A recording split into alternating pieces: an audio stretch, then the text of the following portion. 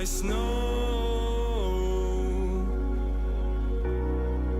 When it falls in the wind, you know.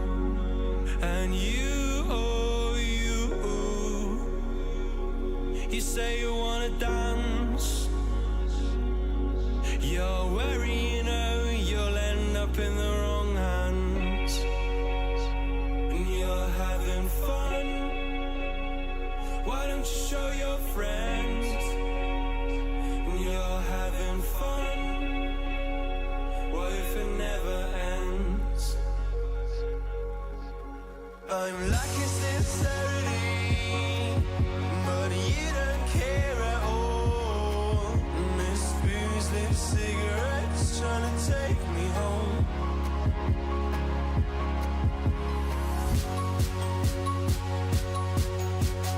Falling in love just a million times, breaking it off, put the feeling on ice still. She's as cold as December.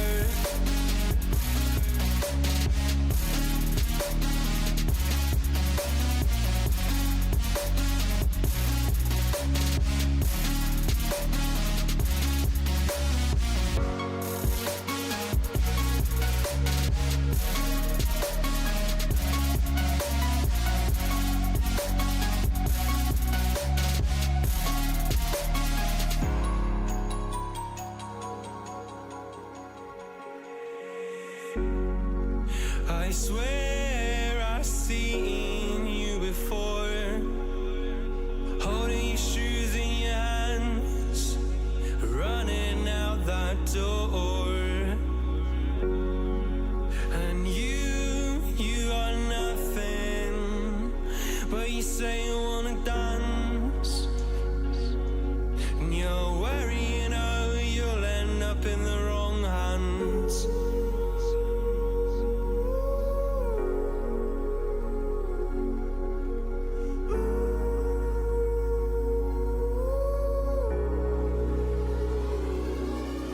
I'm lacking sincerity, but you don't care at all. Miss booze, lit cigarettes, trying to take me home.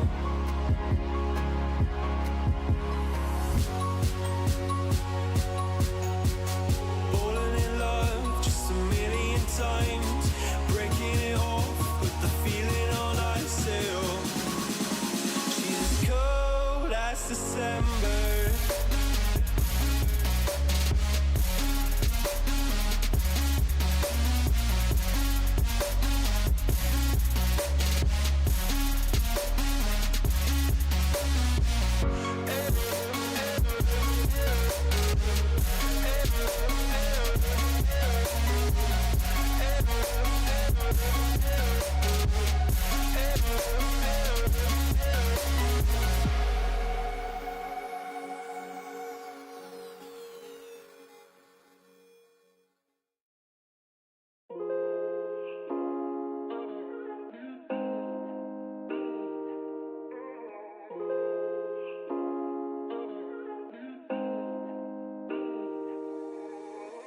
When you dream, do you see beautiful rays of light shimmering, guiding you through the night?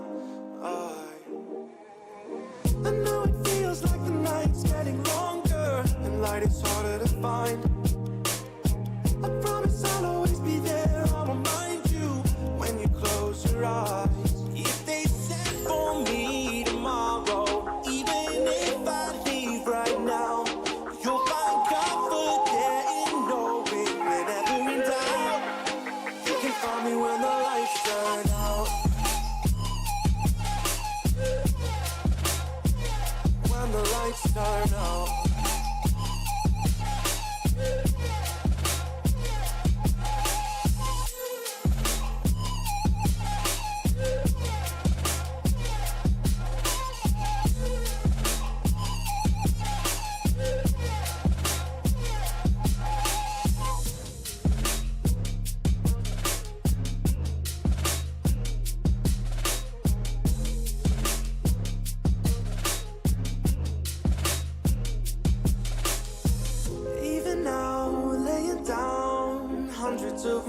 miles away.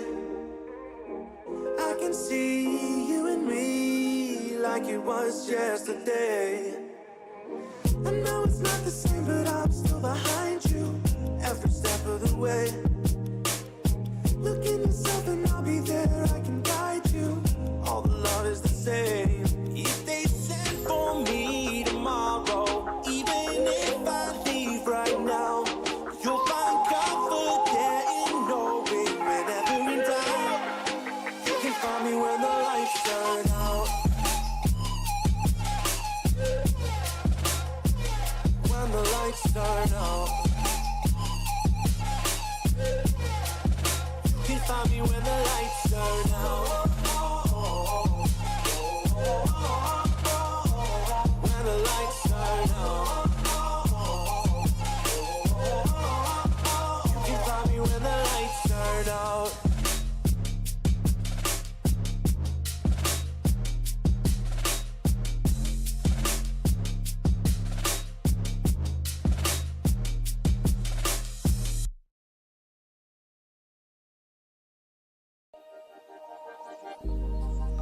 Started as a whisper, message from a new world I'd never known.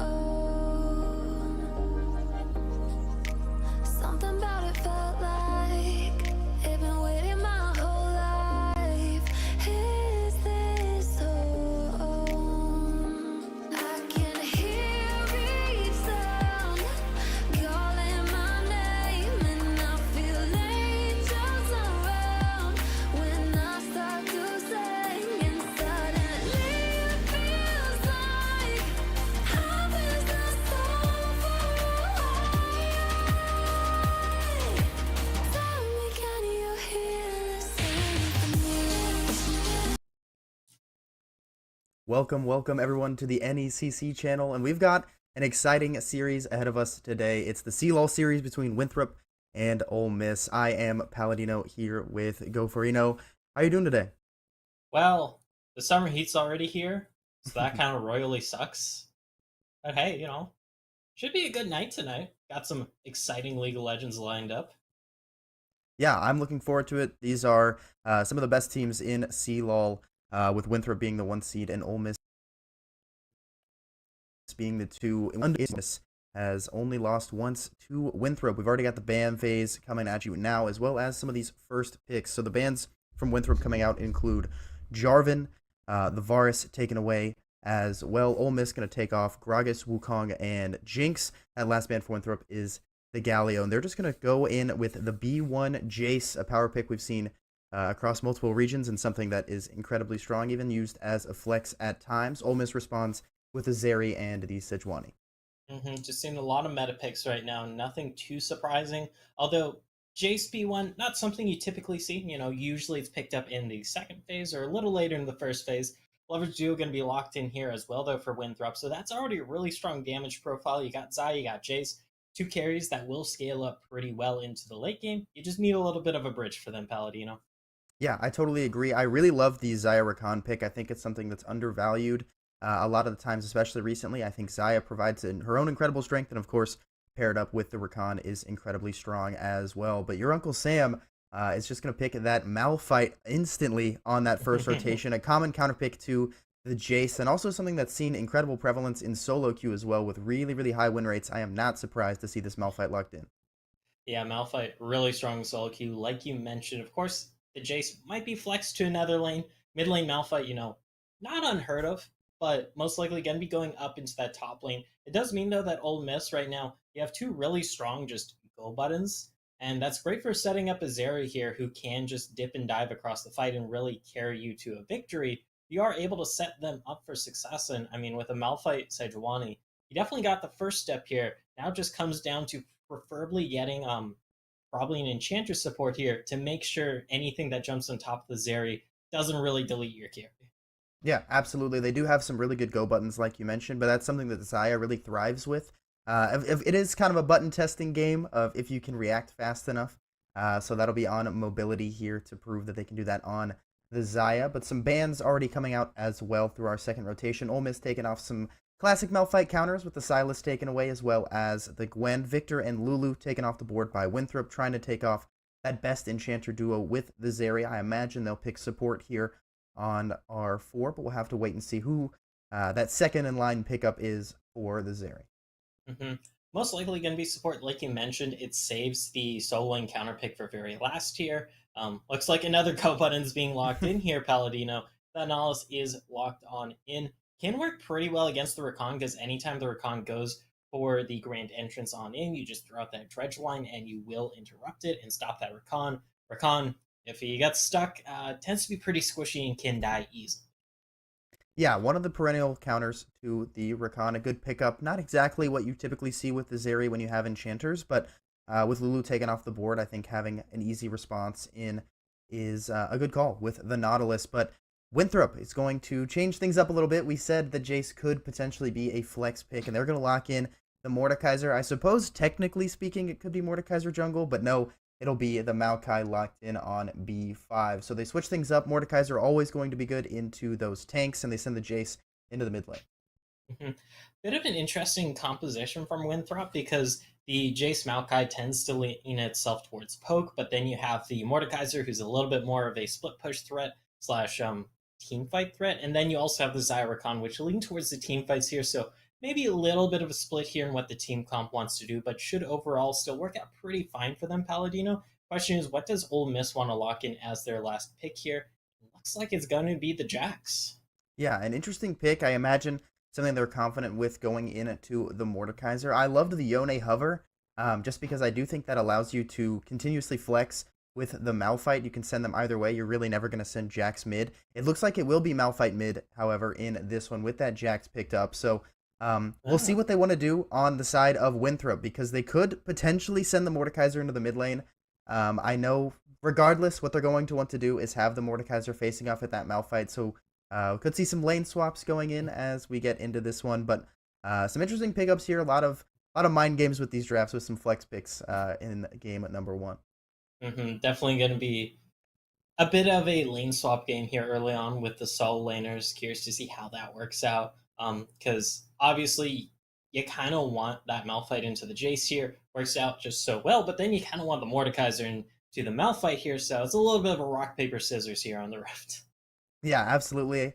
And we'll have to see how things play out here for game number 1. But first, we'll take a look at that Winthrop lineup here against Ole Miss. We've got Denethor in the top lane, Frostforest in the jungle, Ivano in the mid lane. The bot lane is going to be rounded out by Mobility and Curious Joe here for Winthrop, the number 1 seed in their group, and facing off against Ole Miss. Ole Miss, the only loss they've taken this season is to Winthrop earlier on, just a couple weeks ago. But in that series, Winthrop did win with a dominant 2-0 victory in that series. But times have changed, and we'll have to see how things go in this best of 5 for our CLOL bid game. I imagine we'll have that Ole Miss roster coming at you very, very soon.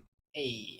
And here we've got it now. We've got Nem9 in the top lane, Icelandic Hero in the jungle, Your Uncle Sam in the mid lane. The bot lane for them is Legacy and Rhino. So I know we already mentioned this being a CLOL series here and a bid game. These two teams are absolutely very good. We're going to see them face off on Summoner's Rift, some very high elo players, and I've had a really successful regular season for both sides. So I'm looking forward to this one, and I imagine we'll see some competitive gameplay on Summoner's Rift in this best of 5. For sure, because there's a reason why both these teams are at the top of their group right now.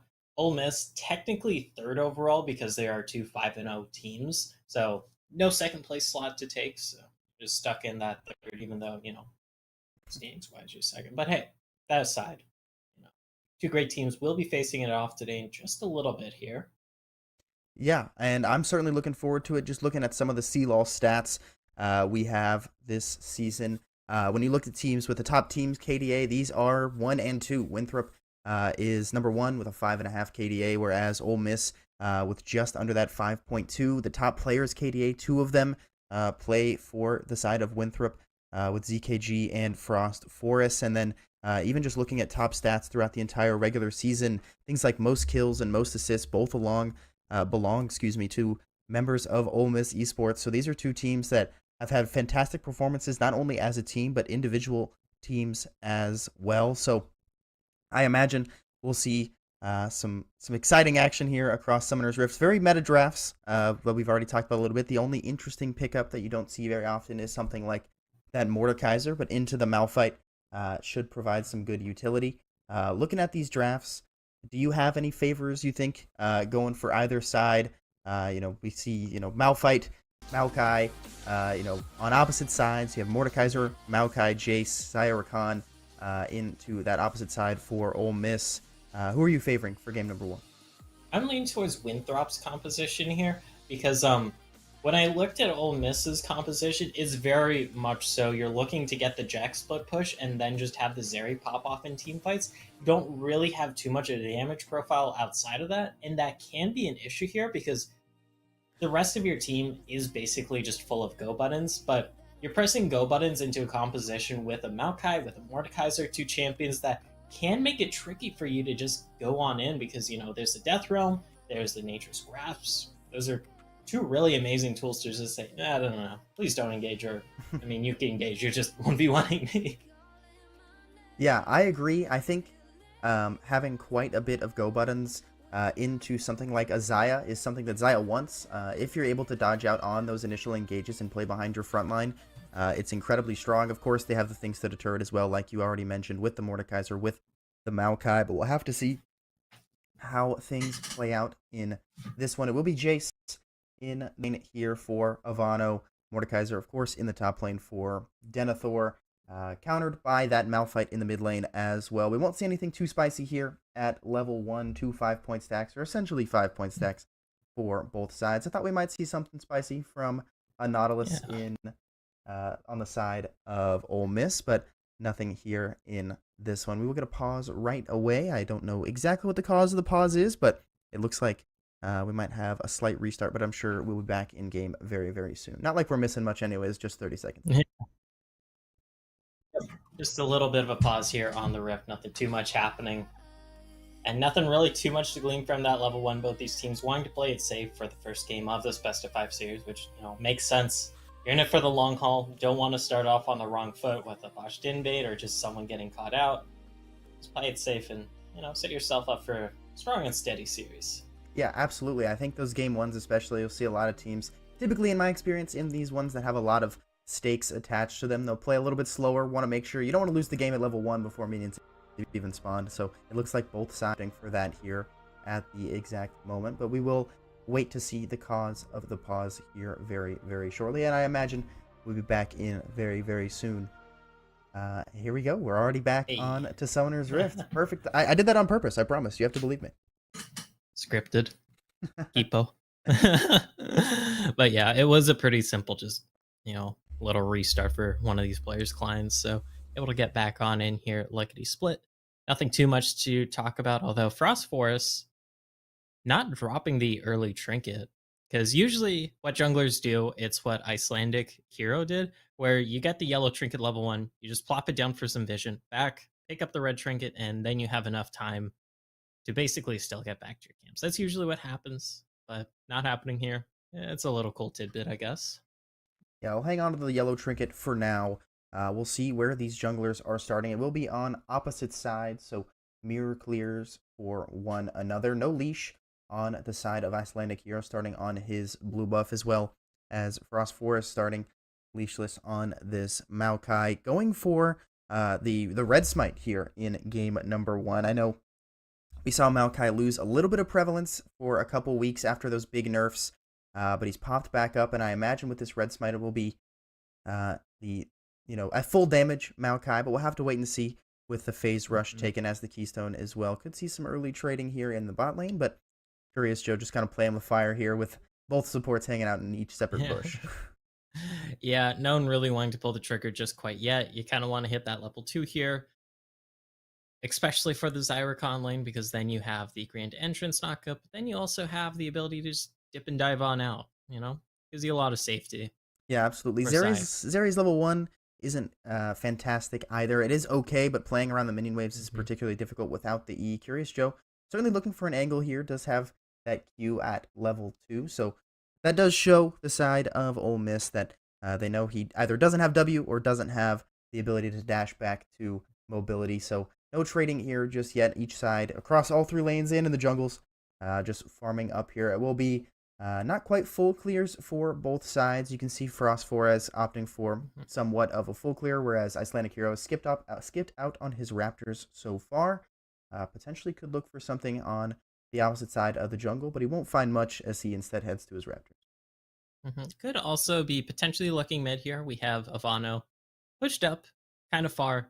He is about at 60% health. You know, if you come around right now, maybe force out a flash, laying up some pressure here in the mid lane early on, because the Malphite, well, yes, this is a Jace counter, does struggle in the first few levels. You know, once you have the plated steel cap / ninja Tabai, then things are much more hunky-dory. And then once you have the unstoppable force for that kill threat, then things are even more hunky-dory. But these first few levels where Ivano just gonna be pelting away you, these ranged autos with those little shock blasts, it is gonna suck a little bit here for Uncle Sam.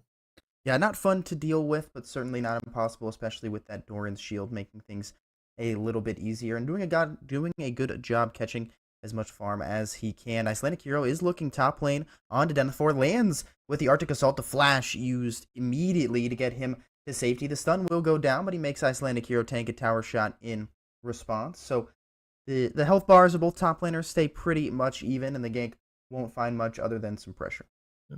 Although Num9 is pretty low on mana here, does have double biscuit though if they want to. I think Num9's just looking to try and get this wave shoved a little bit more, get that under turret, then you can recall here and have a nice back. You know, that'd be nice to have, because if you're this far up and you're half health and have like no mana, you're also asking a little bit for a gank like this right now. Free Forest can just flash twisted advance this in a little bit, drop the sapling, will give you vision. Goes for the sapling, the ward jump away onto the creeps, but knocks him back in, stuns up the Mordekaiser, but it will not matter. Frost Forez with the first blood. I mean, you called it out, no mana, very far pushed up there. His wave state just not in the spot he wants it to be, and because of that, he's forced to give up first blood. Holds onto the flash and has the teleport to get back to lane, but does give up 400 gold to the Winthrop jungler. Thankfully, it doesn't go to Denethor's Mordekaiser here, so you're not going to feel it as much here in the 1v1. Yes, there is going to be that little bit of an EXP differential. Yes, there is going to be like a little bit of a gold differential. I believe about 150 for the assist. But the biggest thing you'll be... Oh, I'll hold that thought. We got a gank here. Yeah, the hook going in, mobility forced to flash away, but has that full stun proc on him. Will get by the Sejuani, but it will not result in enough for lethal. The flash expended by mobility to keep himself safe. Holds on to the heal, now just going to take a recall, but a nice gank forcing out the flash from the Winthrop AD carry. That's 2 ganks so far from Icelandic here that have forced out a flash. Great things if you are able to capitalize on that later usually, or if your laners are able to capitalize on it. But so far the first blood differential is going to be mattering a little bit here for any early scuffles, and then also it means that Frost Force should be hitting level 6 here faster than Icelandic Hero. That's a big thing, because once you have the Nature's Grasp here as that Maokai, you can just throw that out from downtown. Yes, it does take a while, but, you know, it's going to get there eventually and sets up for some really nice dives. Yeah, absolutely. Certainly provides a ton of utility on the Maokai. One of the biggest reasons that we're going to see this champ consistently picked in, I imagine, this series some more if it's not banned away, and of course across all levels of competitive as well. Winthrop is going to secure their first Drake of the game, and the first Drake of the series will be a Mountain Drake here as the first one to spawn. It will not be contested by the other side. That's one of the other strengths of the Maokai, that as the hook will land on to Frost Forez, but I imagine he's going to try and walk out of here. There is no Glacial Prison available for Icelandic Hero, so both sides will walk out to their own sides. But I think things to remember about someone like a Maokai is the objective setup with those saplings. Lost some strength from the nerfs, but still going to help out a ton for Winthrop here in game number 1. Oh, okay. Almost saw it there in the mid lane. What happened? I was holding my breath because it's like, there's an unstoppable force here. No, crazy, get on top of this chase. Not gonna happen. Top lane still going at it. Nem9 forced to pop the Grandmaster's Might there to stay alive. A lot of resistances, which is really handy for when you're almost trapped under. Ooh. Hook will not land, and now Rhino in some trouble. Mobility looking to apply the damage. Ignite is down. There goes the Feather Storm as well. That secures the kill onto one, and Icelandic is here, but a little too late as the 2v2 kill goes in favor of Winthrop. And Rhino either just going in way too early there for Icelandic Hero, or just kind of having a really fat whiff there, because you just fly into the minion wave right as the root's set up to hit you. Then you get hit by the Grand Entrance, then ignited, then you die. Now it's just 2-0 here for the Winthrop squad. And yeah, not the position you want to be in as Ole Miss. It's not a game-ending situation, but, you know, giving over some sizable leads here to a team that's been known to dominate. Yeet. There goes the Glacial Prison and the Unstoppable Force, and that's all it takes. Your Uncle Sam secures the kill in the mid lane. Rhino was there for emotional support to make sure that things would go the right way for Ole Miss, but they secure their first kill of the game onto Ivano. Could see some more, however. We see Frost Forest here in trying to deter. They land the Grand Entrance on to the support, looking for some more damage, but they're running out of some now. Level 6 hit, and as is the depth charge. Rhino lands the hook back in, looking first onto Frost Forest. Going forward, Icelandic Hero trying to find one. Frost Forest attempting to keep his support alive. The stun will go down, but he flashes into tower range to keep himself alive. Some more damage going down onto Icelandic Hero, and the Grand Entrance forcing the flash of the Sejuani. So lots of fighting, but not a lot of damage coming down from either side, as both teams will just walk their way out of the mid lane. Yep, all the participants in that very long drawn-out fight were not exactly damage dealers. You know, you got 4 tanks in the mix there. You also got support. It's gonna take a while for someone to die there. We almost saw it, Paladino, but not quite. It just took so long. We even have Ivano back in lane who died. Feels like a minute and a half at this point. The Herald will be picked up, so the second neutral objective secured by Winthrop here, game number 1, and they've got plenty of time to draft this Herald as well. I imagine, just with the nature of these lanes, that we'll probably have it dropped in the bot lane to try and snowball this Xayah even more, but you have lots of options of who you want to give this gold to. It's not going on someone like a Jace, even if it is that Gore Drinker build, as opposed to something like the Eclipse that we typically see if you want to go full damage, and even going to a Mordekaiser can provide some strel, but got a couple minutes before he's got to make that decision. Does have the chain whip here though, so most likely going to be the Gore Drinker. Maybe it's forget the name of it. The Stridebreaker? Stridebreaker. Yeah, there's some myth. Okay, look for the hook. Not even needing a hook. Unstoppable Force just going down, trying to grab this one quickly, and Curious Joe will fall first, and as will Mobility for now, flashing away to try and keep himself alive. Uses the heal, but 4 members still here, flashing forward as Uncle Sam, and he won't even get KP, and Legacy will live. A nice snap play coming out from Ole Miss, just going and punishing this bot lane. Everything used by Mobility, and he still falls, and all members of Ole Miss stay alive. Very, very close for Mobility to get on out of that one, and a solo kill in the top lane. See, the Death Realm was used. There's also a flash used by both these top laners.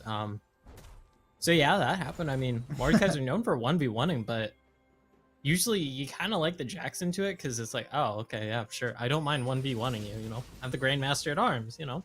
I'm made to 1v1. Yeah, but this one goes in favor of Denethor. Nem9, I imagine it'll be a lot closer, if not changing the tides entirely when he finishes that Divine Sunder, but before that spike comes through, it's quite difficult. Ivano, you can see the strength of this Malphite pick, going for that Frozen Heart first item. He's not taking a ton of damage from this Jace anymore, but we'll have to see as things progress. The second Drake has spawned, and Icelandic Hero is walking up to see Frost Forest has started hitting this one right away. The TP is going to be used from your Uncle Sam to bring himself back to the mid lane, so it will be a 4v4 if these sides decide to fight, but this Drake is going very low and will be secured right away. Icelandic Hero going in, the hook also not going to find its mark, and with the AD carry split off from the rest of the fight, that'll be all she wrote for this one, and it's just 2 Drakes for the side of Winthrop. Winthrop winning in the objective department right now, which is going to be very handy. I mean, it's Oh, that's another solo. Okay. That solo kill just happened in the top lane. Oh, Death Realm wasn't even up for that, but the Rylai's is completed now for Denethor, which is like so obnoxious to deal with against Mordekaiser because, you know, he hits you with the bonk, then you're slowed, passive procs. Okay, the bop up.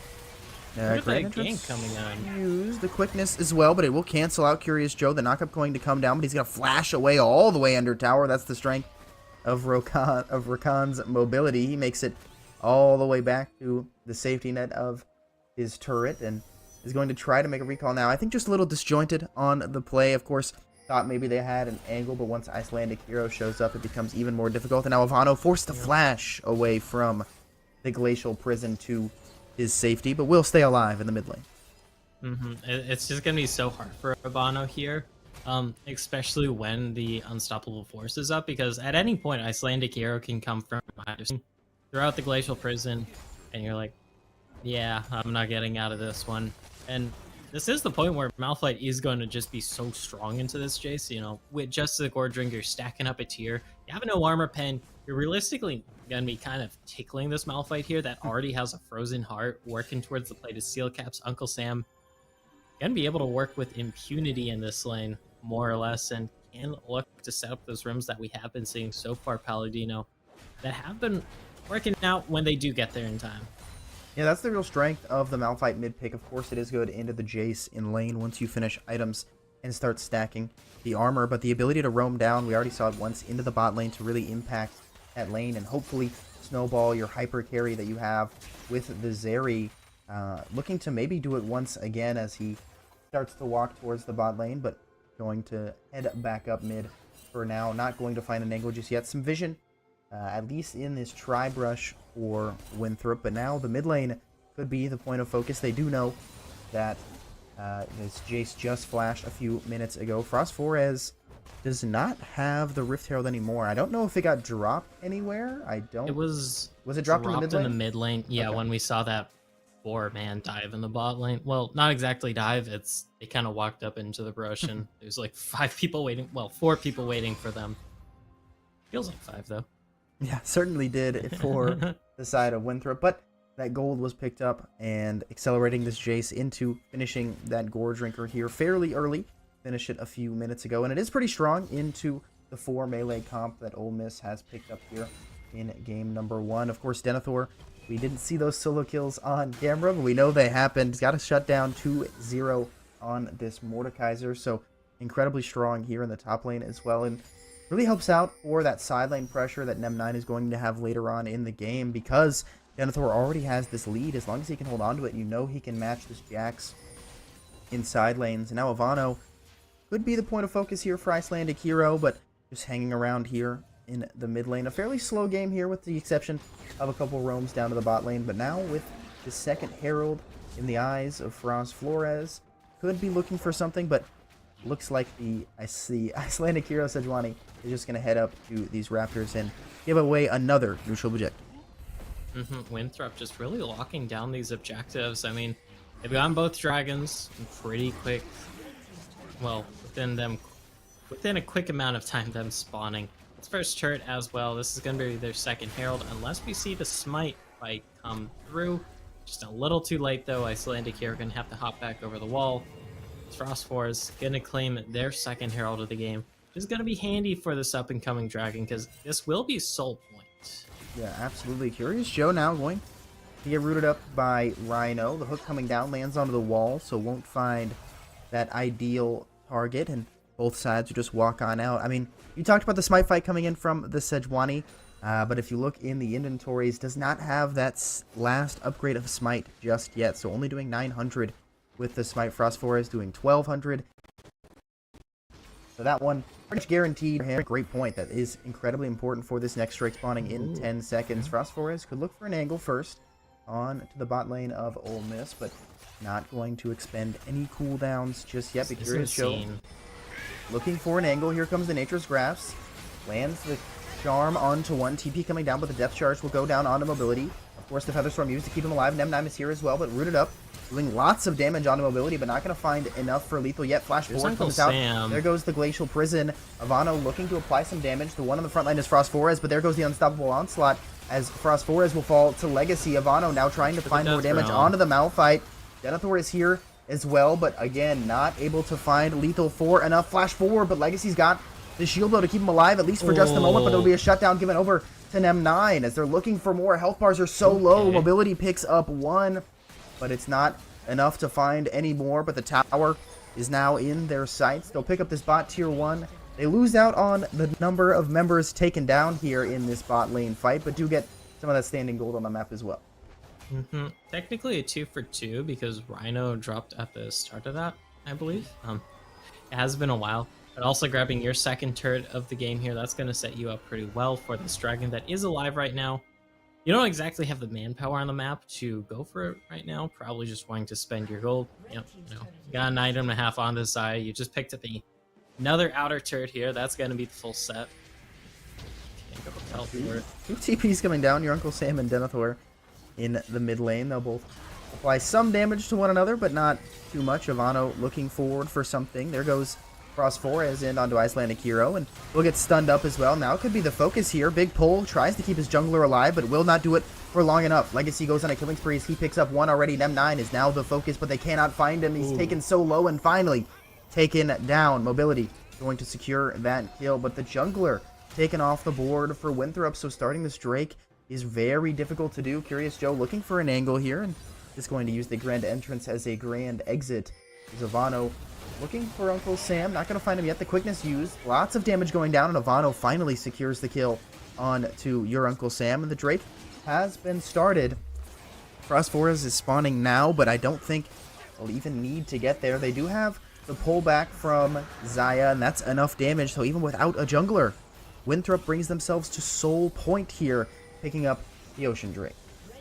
2 for 1. They establish control over the river. Really extended fight there because it starts off with that teleport versus teleport in the mid lane here. Paladino goes on for quite a while, but in the end, it's going to be Winthrop coming out on top, and we even see the objective bounties coming through. The differential in just the objectives really starting to pop in here and, signal that Ole Miss. They got to make something happen here kind of soon, relatively soon. Get someone, really popping off. You already got Legacy at 3-0-1. That's a great start. Should be hitting it at 2 item strike in just a jiffy here. Frost Forest, Ivano in danger. Yeah, very deep. The Nature's Grasp going to go down, but not land on any. Neither will the Grand Entrance. They're going to turn their focus onto the Nautilus first. There goes the Depth Charge trying to take down this Maokai, but they're not going to find him just yet. Rhino will fall first to Ivano, and the Maokai is still alive. Your Uncle Sam taking mighty low as well, but Icelandic Hero still alive as well. Curious Joe going forward, staying alive with the Grand Entrance. Rooted up is Icelandic Hero, looking for more, but cannot find the damage. Their eyes are now on this top tier 2, and they'll pick it up with the help of the Rift Herald, of course. So they grab some more gold as another turret will fall, and of course, as will Rhino. So it's all been Winthrop in these last couple minutes. Yep, even though it's only 9-6 on the scoreboard, it definitely is a lot wider. I mean, we can actually see the actual goal differential right now, the objective bounties. Also giving that away a little bit here. I mean, 6K between these two teams, 3 dragons as well. Some pretty big power spikes starting to come in. You got all your main champions on 2 items right now. Paladino should be hitting, all 5 soon enough here. And Ole Miss, it's going to be a bit of an uphill battle.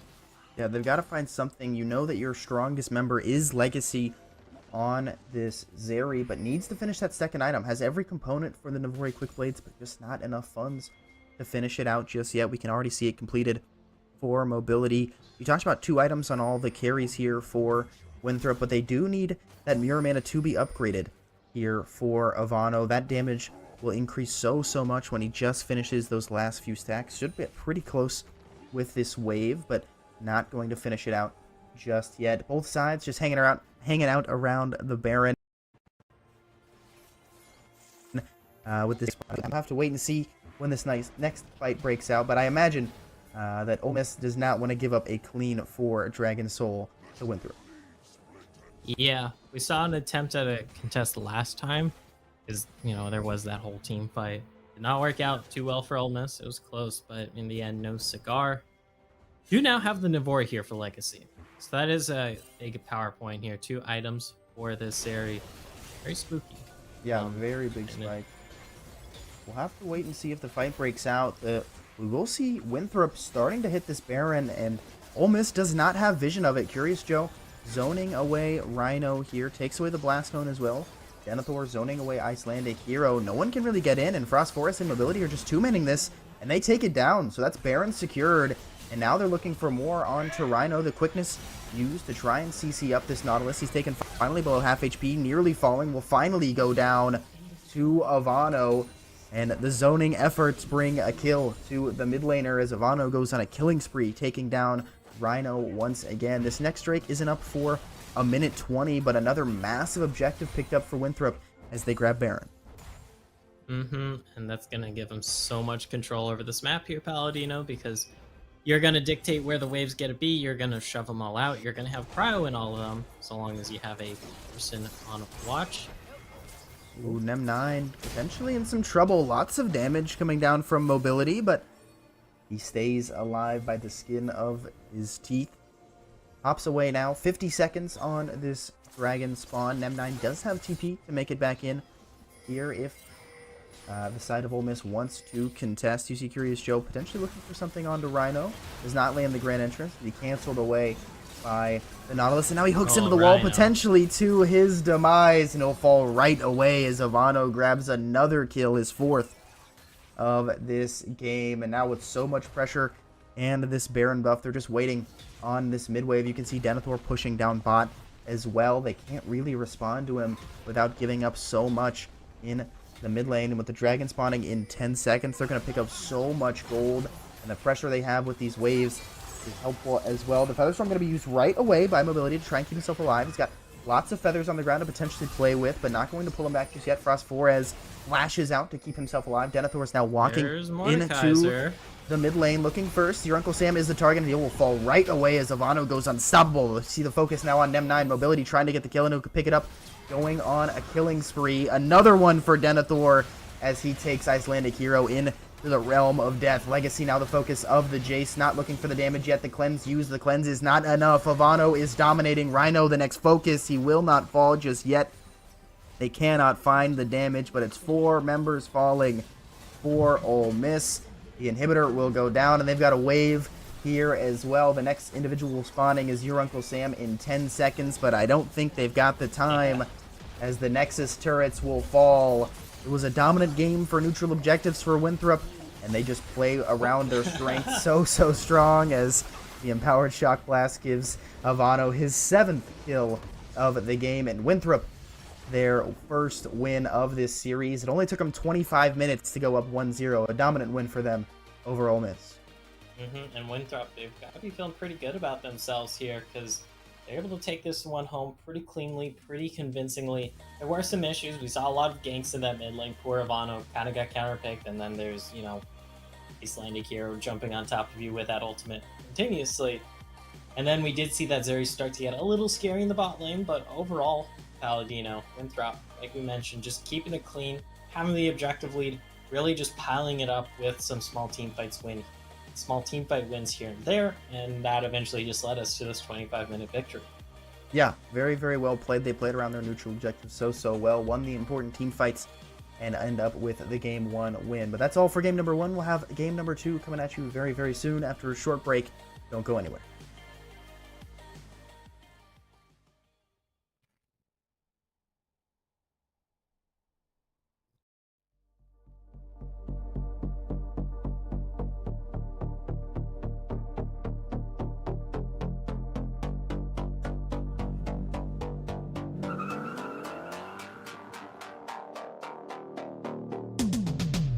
Hand on the wheel, got my pistons pumping, all 800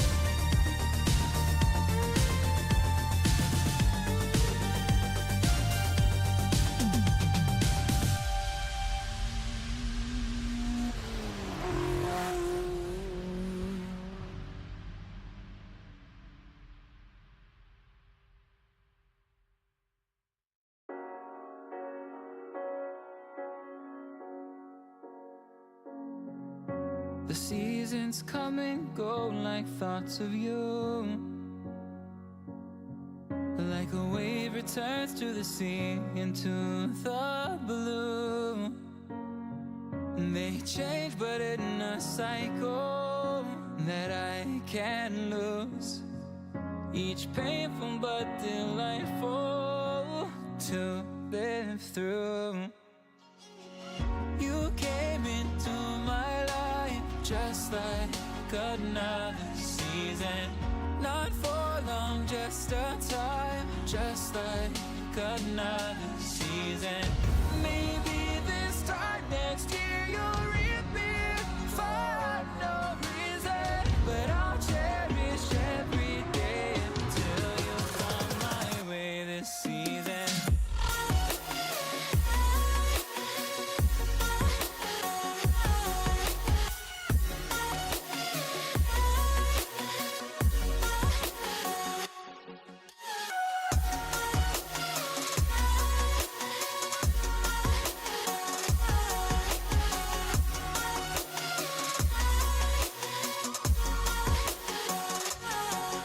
The seasons turn and change just like your mind. Like the sun gives into the moon, into the night.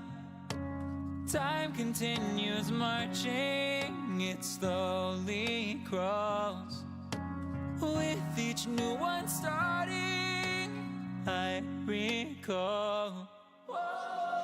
You came into my life just like another season. Not for long, just a time, just like another season. Maybe this time next year you'll reappear for no reason. But I'll cherish every day until you come my way this season.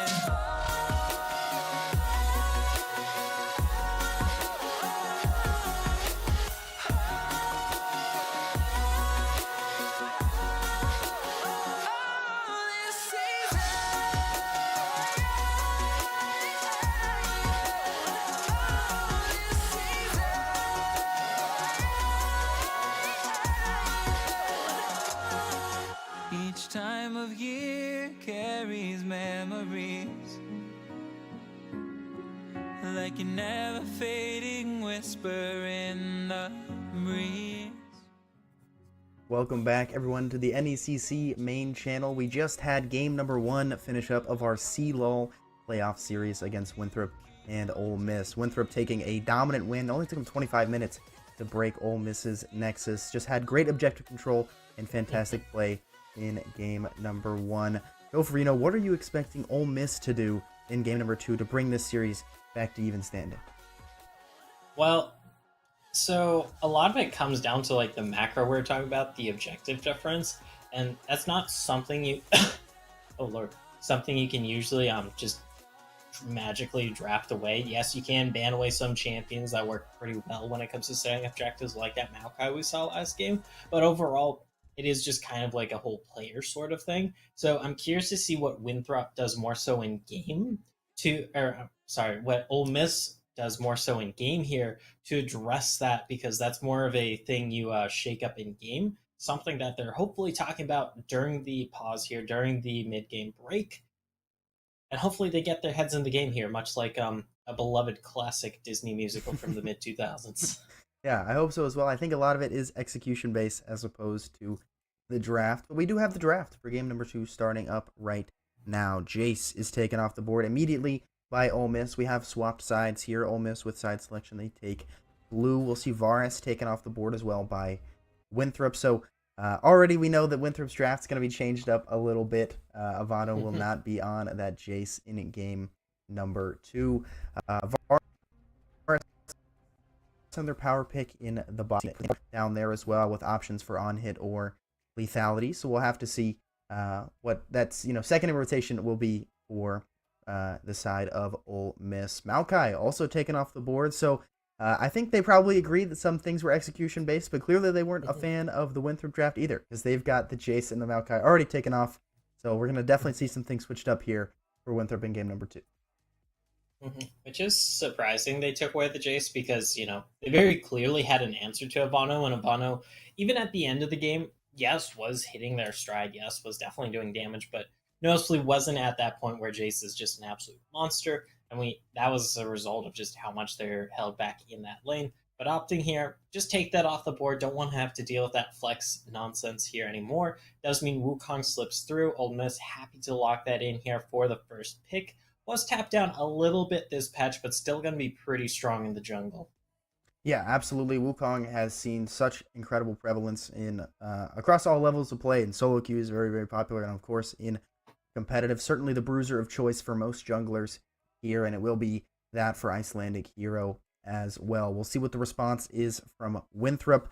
They're just going to take away the Jarvan. So Jarvan, this last patch that just came out was kind of the bruiser patch. Lots of bruisers nerfed. Vi taken down a little power. Wukong as well got nerfed, but Jarvan did not, and has lots of early game strength as well in the hands of Frostforest. We'll see what he's able to do. They're also going to grab the Thresh here on R2. I imagine that means we'll see an AD carry picked up on R3. Hopefully something like an Aphelios, the most common pairing with the Thresh. But Icelandic Hero and Ole Miss going to lock in one of the perennial Thresh counters with that Blitzcrank. Because the saying is that Rocket Grab has a much shorter channel time and longer range than the Death Sentence, so you can use it as a reactionary tool. Doesn't always work out on paper. Sometimes there's minions in the way, sometimes there's angles, sometimes there's geometry, but in general, that's what you go for. Being paired with the Zeri is interesting.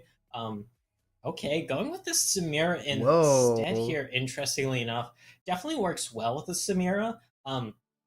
Typically, you'll see Samira with all-in champions that also go in with her, but Blitzcrank, it's an all-in champion that brings the fight to you because of the rocket grab. Can still work pretty damn well off of that, though, and is going to be a very explosive bot lane. Yeah, I love the Samira pickup. I think Samira is always going to provide excitement in the bot lane. Mobility will just run it back with the Xayah, so they're not going to have that lovers duo we saw last game with the Xayah and the Rakan, instead opting for the Thresh here for Curious Joe. But Xayah still going to be incredibly strong. It is a pretty good pick into Samira. Samira hates enemy CC and anything that can stop that Inferno trigger. So also providing some defensive capabilities is that Xayah as well. But now we'll see what the second round of bans will be. We've had jungle and bot lane picked up for both sides. So imagine we'll see 4 solo lane bans coming out from both sides. Yeah, it'd be hard to imagine anything else here unless you're really afraid of these junglers being flexed to the top lane, which technically isn't unheard of, but that's more so just paying it lip service right here. What I expect Winthrop to do is on the next pick probably lock in their top laner here, just get some extra engage and then save the counter pick in red for very last here. Then you can have another carry threat in the mid lane here. You already have the Jarvan to set up team fights. You get another team fight setter in the top lane. Paladino, and that's just great for setting up a front to back. Victor is available. I know that was banned away last game, is a favorite here for many a mid laner, so maybe that gets snatched here in the R form. Yeah, I wouldn't be too surprised to see something like a Victor pop up here for Ivano. Is a pretty common blind for mid laners, provides some safety, lots of scaling as well in the mid lane. But we'll have to see what they go for here. I think you could reasonably draft for either solo lane here. It will be the Scion, at least hovered here for the last couple seconds and locked in. So Scion for Denethor. Scaling top laner, very, very difficult to kill. And especially when you see the Samira picked up, that's not one who typically does incredibly well into killing tanks once to dive on into your backline, similar to something like a Kai'Sa. So a good pickup if he's able to scale up in the top lane. And we already talked about the Victor a little bit. It'll be hovered here now for Ole Miss, and have only a few seconds. I imagine we'll get locked in here for your Uncle Sam. I don't want to get baited by hovers, but now that the time has expired, it will be picked up here for the mid lane of Ole Miss. And Yone is an interesting pick and certainly a counter to the Scion. But again, 15 seconds on the hover, so I won't say anything definitively yet. Because we did see this hover last game too, so I'm holding my breath. Can work well into the Scion. If you go for the Bork early, typically you still want the shield bow. Yep, there it is. Although Nasus, not something you typically see, can go toe-to-toe with the Scion kind of. You're not exactly going to have a ton of kill threat on the Scion once armor starts building up because armor really just screws over the Nasus. Katarina, Katarina as a hover is very interesting. I mean, we've already seen some interesting pickups with the Nasus and the Samira. At this point, I would be surprised. and so the thing is, okay, Zoe yeah. instead. I was gonna say because Katarina, it's like technically on paper there isn't a ton of stuff that like automatically stops you when you go in. The thing is, you are against Victor who puts down the gravity well, and Blitzcrank is like one of the premier stoppers of the Katarina because you Shunpo in, pop the Death Lotus, and then you just get electrified silence. So the Zoe gonna make some sense here. There isn't a ton of like pure punish here, even if you get hooked in when you go in with that portal, you still go back. It's a weird interaction. We will probably see it this game at some point. It's just going to give you some extra poke, some extra burst here to hopefully whittle down this Wukong, whittle down this Nasus, and potentially get some big picks here onto either of these backline carries. Yeah, I'm really interested with these drafts. Totally different from what we saw in game number 1. Certainly straying away from the hyper meta that we've seen before. Blitzcrank has seen a couple pop-ups here and there across competitive regions into something like the Thresh, but Samira you don't see every day, and especially that Nasus we don't see locked in often. I kind of mentioned, the Scion wants to scale up, farm up, and become, that unkillable of 10,000 HP Scion tank, but Nasus wants to sit back and farm as well, and Scion is very easy to push waves, get things in, and that's exactly what Nasus wants. So if Nem9 is able to scale up, he will absolutely become a threat here in this one. My one concern, and I kind of want to ask you about this as well, is how this team kind of melds together with the Samira. I see some of the interaction. You have the Blitzcrank, you have the Wukong who wants to dive into the backline as well, but I'm a little worrisome about Legacy's ability to kind of have the Samira fantasy of diving in with the Inferno trigger with his team following up. Yeah, I think their angle right now is just snowballing the lane here. That's why you have the Blitzcrank. Is I'm looking over, Nem9 is taking Flash Ghost right now, so is not going to be that teleport threat. Not too surprising for the Nasus, but it means you don't have that extra Nasus coming on in. Probably going to be that split push angle here. So I definitely agree here, Paladino. Like the comp for Ole Miss, a little bit all around the place here. You have the Unga Bunga all in of the Samir, of the Wukong, you have the really strong pick of the Blitzcrank, and then you have the front to back of the Victor, and of course you have the split push of the Nasus in the top lane. Definitely a weird way to put together a team comp, a little bit of a casserole angle here, but I can see the reasoning for these picks here. Yeah, I see the reasoning. I certainly see a lot of things like in isolation. I understand, like the lanes you, of course, who I've already mentioned, I think 3 or 4 times at this point. Blitzcrank is good into the Thresh. Paired up with the Samira is a common pairing. Nasus, I imagine, wants to scale up, sit back into the Scion as well. Of course, the Victor was blinded, but I imagine should be okay scaling up in the mid lane as well. But on the side of Winthrop, it seems a lot more straightforward. You have easy engage tools with the Scion, and of course, Phosphorus on the Jarvan as well. And even Zoe has a pretty engaged tool with that Sleepy Trouble Bubble if you're able to land it. And you got a hook champion of your own with the Thresh for Curious Joe. And Mobility is able to stay alive, apply the damage in that front to back that they want to play. But it's a matter of execution at the end of the day as well. Now that we've seen these teams' drafts here for game number 2 and talked about a little bit, who are you expecting to be favored? Or do you think we're going to see a Winthrop go up 2-0, or is Ole Miss going to even us out at 1-1?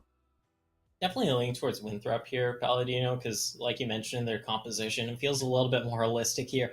You definitely got a little bit of the pick angle here, but for the most part is a front-to-back team comp here. You have strong scaling, strong damage with mobility. Ivano probably just going to be looking to make some picks here, and then realistically speaking, Denethor, going to be somewhat unkillable as the Scion in the top lane. Probably just going to be stuck kind of on the split push answering duty here. But looking at Winthrop's composition does feel a little bit more holistic, and they can still work the objective angle that worked so well for them last game here, Paladino. So I'm going with Winthrop.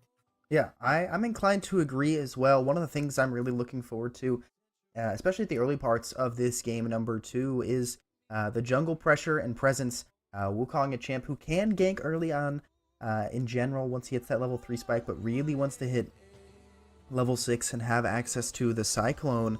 But on the side of Winthrop, they have easy gank opportunities with the Jarvan. Jarvan level 2 gank is arguably one of the strongest, if not the strongest ganker in the game at level 2. So we'll have to see how things play out and where these sides will start. It will be, yeah, it could be no, it's cut out. An invade. Yeah, nice ward.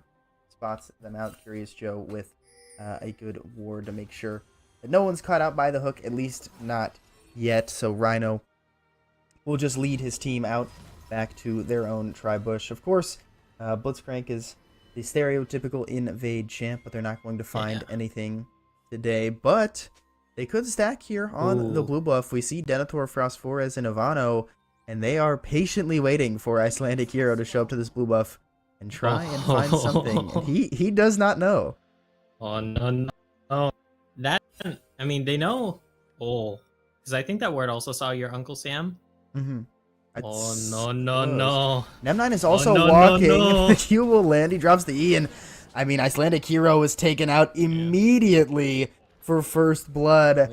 They had their own invade angle in the bot side. They get sniffed out, and now Icelandic Hero falls, and that hurts the Wukong so much. Not only is he going to lose his blue buff, but he dies for first blood. It goes to the enemy jungler, and we talked about Wukong wanting to hit level 6, and that's going to be so delayed now.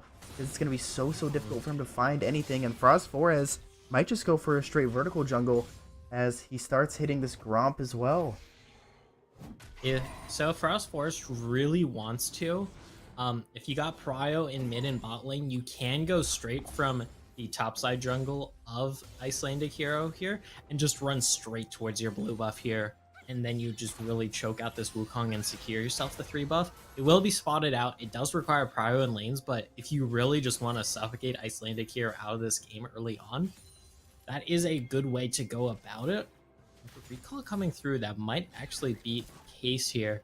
I mean, you got first blood gold, so you know that's going to help you with any duels, and you're clear as well. Ooh, and yeah, running. It really hurts Icelandic Hero as well because he's just full clearing his bot quadrant. So if he tries to walk to his top side, he's going to see that all 3 camps are gone. And now Frostforest is going to take his own bot side. So there's nothing realistically that Icelandic Hero can invade. Such a bad start for the Wukong. But across these 3 lanes, we're not seeing a ton. Icelandic Hero might look for something. Flash forward, lands the knockup, and the hook cancels the lantern. The ward as well for good measure. Legacy grabs the kill. Nice work from Rhino. It's another part of the counter pick into the Thresh that you can just cancel them out of the lantern so easily. And you talked about wanting to snowball the Samira. They're doing just that as the second kill of the game goes over to Legacy. Yep. Getting the Samira ahead in lane is pretty damn big here, Paladino. Rhino not even taking chances there. You flash him, Power Fist. That's a classic play. Save your hook for when the lantern comes out, because that's a straight path. There's no minions in the way. You're guaranteed to hit it as long as you don't, like, you know. It does happen sometimes, but it's not happening in that situation. And also, getting that extra bit of assist gold and XP going to definitely be appreciated here for Icelandic Hero. Don't get me wrong, they are still down in the pot here, you know, they are still behind. You know what? They get a bone thrown their way, which feels nice after you got first blooded level 1 and have to do a leashless clear about like 2.5 minutes into the game. Yeah, a leashless clear, and you only get 1 of your first quadrants as well. So just down so much in that XP. It'll be 3 full quadrants taken of level 1 camps for Frostforest. So he's very far ahead here, but needs to continue with that advantage. Denethor looking for something on the Nem9, perhaps. Lands a big Q, but not nearly enough for lethal on to the Nasus. The wave state is certainly in his favor. On the minimap, you can see Frostforest is messing with the Wukong just a little bit, but not going to find anything just yet. And he might just go for another invade of these wolves, and he's trying to set back Icelandic Hero so much. Did already use the flag drag, so not gonna be able to find anything else onto Icelandic, but he's just zoned away from these wolves. He's gonna lose his level 2 upgraded camps now, and it's so difficult for this Wukong to find anything across Summoner's Rift. Oh, and with Frostforest here towards the top side, next wave, they might be able to look for a dive here. Denethor, pretty low on mana, is below half health, so might be a little bit risky here. But there is no level 6 here. There's no Fury of the Sands available for Nem9. Flag and Drag if that knocks you up. Don't even need that. Done and dusted. Denethor. Okay. And a couple creeps as well. Does not have TP, but I think the wave state is going to even out regardless, so he won't miss out on too much. Maybe a couple creeps will die to this wave, but they do trade out. The top lane gank and dive results in the first Drake of the game. In general, picked up for Ole Miss. They got this one. Hook lands onto Mobility, but the Lantern coming down to keep him alive. The hook will be windwalled away as Legacy flays out the Samira. Ivano taken very low in the mid lane as well, but not going to fall. And I mean, good play by Legacy and Rhino there. Specifically Rhino. That's a bit of a caster curse. One taken down. Oh, I think Denethor did the classic Scion tech. I imagine because his TP is on such low cooldown, he TP'd to the bot tier 1 and then used that unstoppable onslaught to grab the kill in the bot lane, snowballing Mobility. And not only that, but look at how much Legacy is missing. Absolutely devastating. Does mean on the top side... Okay, Ivano's was going to answer this. Did mean on the top side, Nem9 was getting free time to stack up, but Denethor had been doing a pretty damn solid job here. Paladino of making this Nasus really have to fight for those stacks. Oh, look for the hook. Does miss. Okay, because that is the classic move into Nasus. If you make the Nasus use the Siphoning Strike on you in trades, or just have to walk away from minions without using the Siphoning Strike on them, then you've won the trade more or less. You know, you're saying the Nasus back scales a lot slower.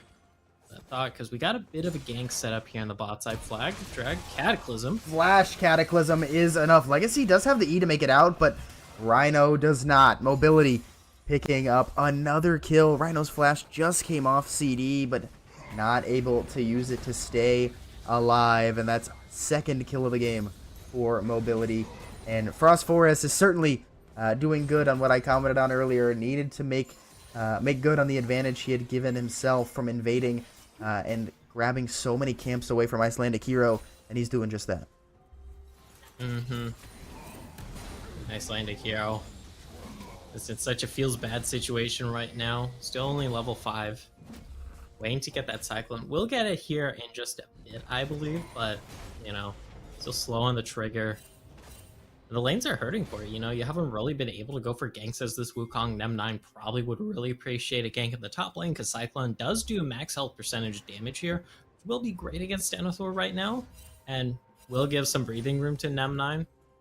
Could also look towards mid, could also look towards bot, we've already seen that, but the fact is, you're level 5 right now, so you're not really able to do a lot as this Wukong, unless you have some really good setup, whether it's a big gravity well or just a hook in the bot lane. Yeah, he needs something, especially with no access to that ultimate, but he's got it now. The hook goes just a bit wide as Curious Joe dodges out on Rhino's hook. They are pushing here in the mid lane, trying to help out your Uncle Sam, but not going to find enough just yet as the wave state still in favor for Ivano. The next Drake not spawning for another 2 minutes, but this Rift Herald was picked up by Frost Flores. Thought he might look for something onto Rhino, but not quite yet. Icelandic Hero does have access to that ultimate. We'll see where he opts to use it first, but for now, just clearing away some more of these camps as both junglers clear out their bot side. And a lot of tensions being set up here for the up and going dragon. Still got a minute and a half. Oh, bubble does land. Already used the portal, so not going to be the biggest trade. Yep, there we go. Uncle Sam, though, definitely under a lot of pressure here. Going to be forced to back. Going to give Ivano some nice time in this mid lane. Get the wave shoved on in. Get a recall of your own. Certainly what the Zoe is hoping for. I was going to comment on something for the Zoe, but first we might have it engaged. There goes the flush countered as well. Rhino already taken very low. Flag and drag, not going to find its target. Legacy looking for one. Inferno trigger coming down. Cleanses out on the ignite and grabs the kill onto Curious, though. Dodges through the Cataclysm. And that gives the 500 gold shutdown to Icelandic, but Mobility using the flash and the Feather Storm. Here's Ivano. Blade Caller grabs one. Ivano is looking for one onto the Samira. Grabs one, grabs two. as Ivano gets both with a nicely timed roam there from the mid lane. So at first, it looks pretty good for Ole Miss, and I think all in all, you can't complain too much. You do get a shutdown onto Frost Flores, but Ivano has become suddenly very, very rich on this Zoe. 2K in the bank. You also have mobility with the highest gold in the game right now, I believe. Yep, has the highest gold in the game. Playing them 9. Isn't going to die here because the unstoppable onslaught's down. Okay, yeah. But has the Gale Force completed? That's a huge damage threat here. You know, you got Dragon coming up in just a few seconds, and you have the first 2 mythics of the game completed, as well as a legendary completed. It's such a huge power differential. It's gonna really be up to Rhino potentially just getting a big hook here for a pick. Just get yourself that pure 5 versus 4 advantage on the map here, Paladino. Yeah, once you're down even just a little bit of gold, that's one of the main things you can always look at with the Blitzcrank, is just trying to find a hook onto a priority target and change the man advantage in these fights. It looks like Ole Miss certainly does have priority here to take this Drake. Ivano is walking in now and was able to spend all that gold that he got the from Dragon those reset. 2 kills. They're looking for Rhino. Icelandic, his clone is taken low, but now he's taken to sleep. Frost Flores looking for 1. Cataclysm and the Lantern bring him to safety. Lots of damage going down the Winthrop jungler, but he's not taken out just yet. That's a funny interaction of the Flagging Dragon to Cataclysm and immediately ripped out of it by his own support. But the Chemtech Drake will be picked up here for the side of Winthrop. And now 4 members strong still here in the bot lane, as Mobility and Curious Joe could potentially be a point of focus for a Cyclone, but they're not going to use it just yet. The Rift Herald is dropped in the mid lane as well. TP forced to be expended by your Uncle Sam to defend this tower to the best of his ability, but still lots of gold, even more so picked up for Ivano, and he's really snowballing on this Zoe. Yep, you just got 3 plates off that play. 2 of them were technically split with Frost Forest because of the Herald, but a lot of money in the Zoe's pocket. That, and also Uncle Sam just comes back to lane, immediately trying to half health, forced to just start chugging on these potions here. All that thought, because bot lane can be blocked off with that Whirlwind. So much pressure. Yeah, I mean, you can tell Frost Flores is really making sure that Legacy and Rhino cannot snowball in the bot lane, but the hook will land onto Mobility. He's got the Lantern available. He gets warded twice. He uses the Featherstorm to try and stay alive. Gale Force coming down, but not going to find it enough. Frost Flores will get the kill onto Legacy, so it will become a 1-4-1. But overall, you know, it's kind of what you're hoping for if you're Ole Miss and you're this far behind. Denethor looking onto Nem9. The Ghost is popped by the Nasus. He's got a Blast Cone as well to bring himself to safety. Still no completed item on this Nasus. Really needs that before he can start winning out, or even come close to winning out on these trades against Denethor on Scion. And the first tower picked up by Frost Flores as he gets a nice paycheck taking down that bot tier 1. And Winthrop really just catapulting ahead right now. 5k in the lead. Only reason we don't see objective bounties up is because they come online at 15 minutes, so it's literally impossible right now. That's another plate, or full plate turret. I believe that's 13 total plates picked up across the rift here, so that's just so much extra gold for Winthrop just from those alone. And Nem9 still just trying to work towards that first item here. Paladino has to feel so bad because you're trying to get to all these stacks you can get. You're trying to become that split push threat, but as it stands, you were denied a decent amount of stacks in that laning phase. You're realistically just not going to be doing a lot of damage to Denethor. Already has the steel caps, already has the Sunfire, has the Bramble Vest just in case here as well, because stacking armor against Nasus is one of his biggest weaknesses, because realistically speaking, you can't get a lot of armor pen on Nasus outside of dropping the E to get that armor shred, and it really just hurts the champion when you're this tanky. Yeah, it's very, very difficult, and of course he's stacking all that HP as well, farming up very, very nicely throughout this laning phase, making it even easier. And now, I think he just bought the Rainbow Vest. Now we'll go towards into that Mythic, so could see something like a Jack Show I imagine that's probably what we'll get as opposed to the Radiant Virtue. It will not be a hard steal for the Scion. I think just picked up the Aegis, gives me that inclination, but we'll see some things move around here on the side of Winthrop as they did grab that second Herald of the game, and all tier 1s have been taken down, so this Herald applying pressure, I imagine, really in any of these lanes will apply such a big threat to Ole Miss. And can be a menace to deal with here. Winthrop want to, they can just drop it for this up-and-coming dragon here, because realistically speaking, it's gonna be a 5 versus 4. Nem9 going to be committed to the side lanes here. Nasus already a weak team fighting champion because you go and you get CC'd in these 5v5 environments, but when you're this far behind in the stack game, when you're not exactly a huge menace, just means you can drop that Herald in another lane. Nasus has to answer that, or you just get free pressure in another lane. It's 5 versus 4 for you, and you just pick yourself up a free dragon. Yeah, and M9 now might be the focus. He tries to go into on Ivano, does a decent amount of damage, but now he's in a 1 versus 4 and he's stuck in a box. Has flash, has ghost, but I think he knows his own demise. Might try and get a couple stacks here on the way out, but mobility picks up the kill. A nice snap play from Winthrop. They know they have some time to punish the one member hanging out there in the top lane. Lantern brings mobility down to this top side river, and with Icelandic Hero hitting this, or grabbing this top wave, excuse me, or at least beginning to, with this dragon spawning, they're not able to start it on spawn, and Frost Forez and the remainder of Winthrop can make their way down here to try and secure it, to bring themselves one step closer to that Mountain Drake, and their lead is really starting to grow here as we approach the 20-minute mark. Yeah, oof. I'm surprised objective bounties haven't actually come online. Because, I mean, it is what, 5.5k gold differential right now, if I'm not really whipping that guess.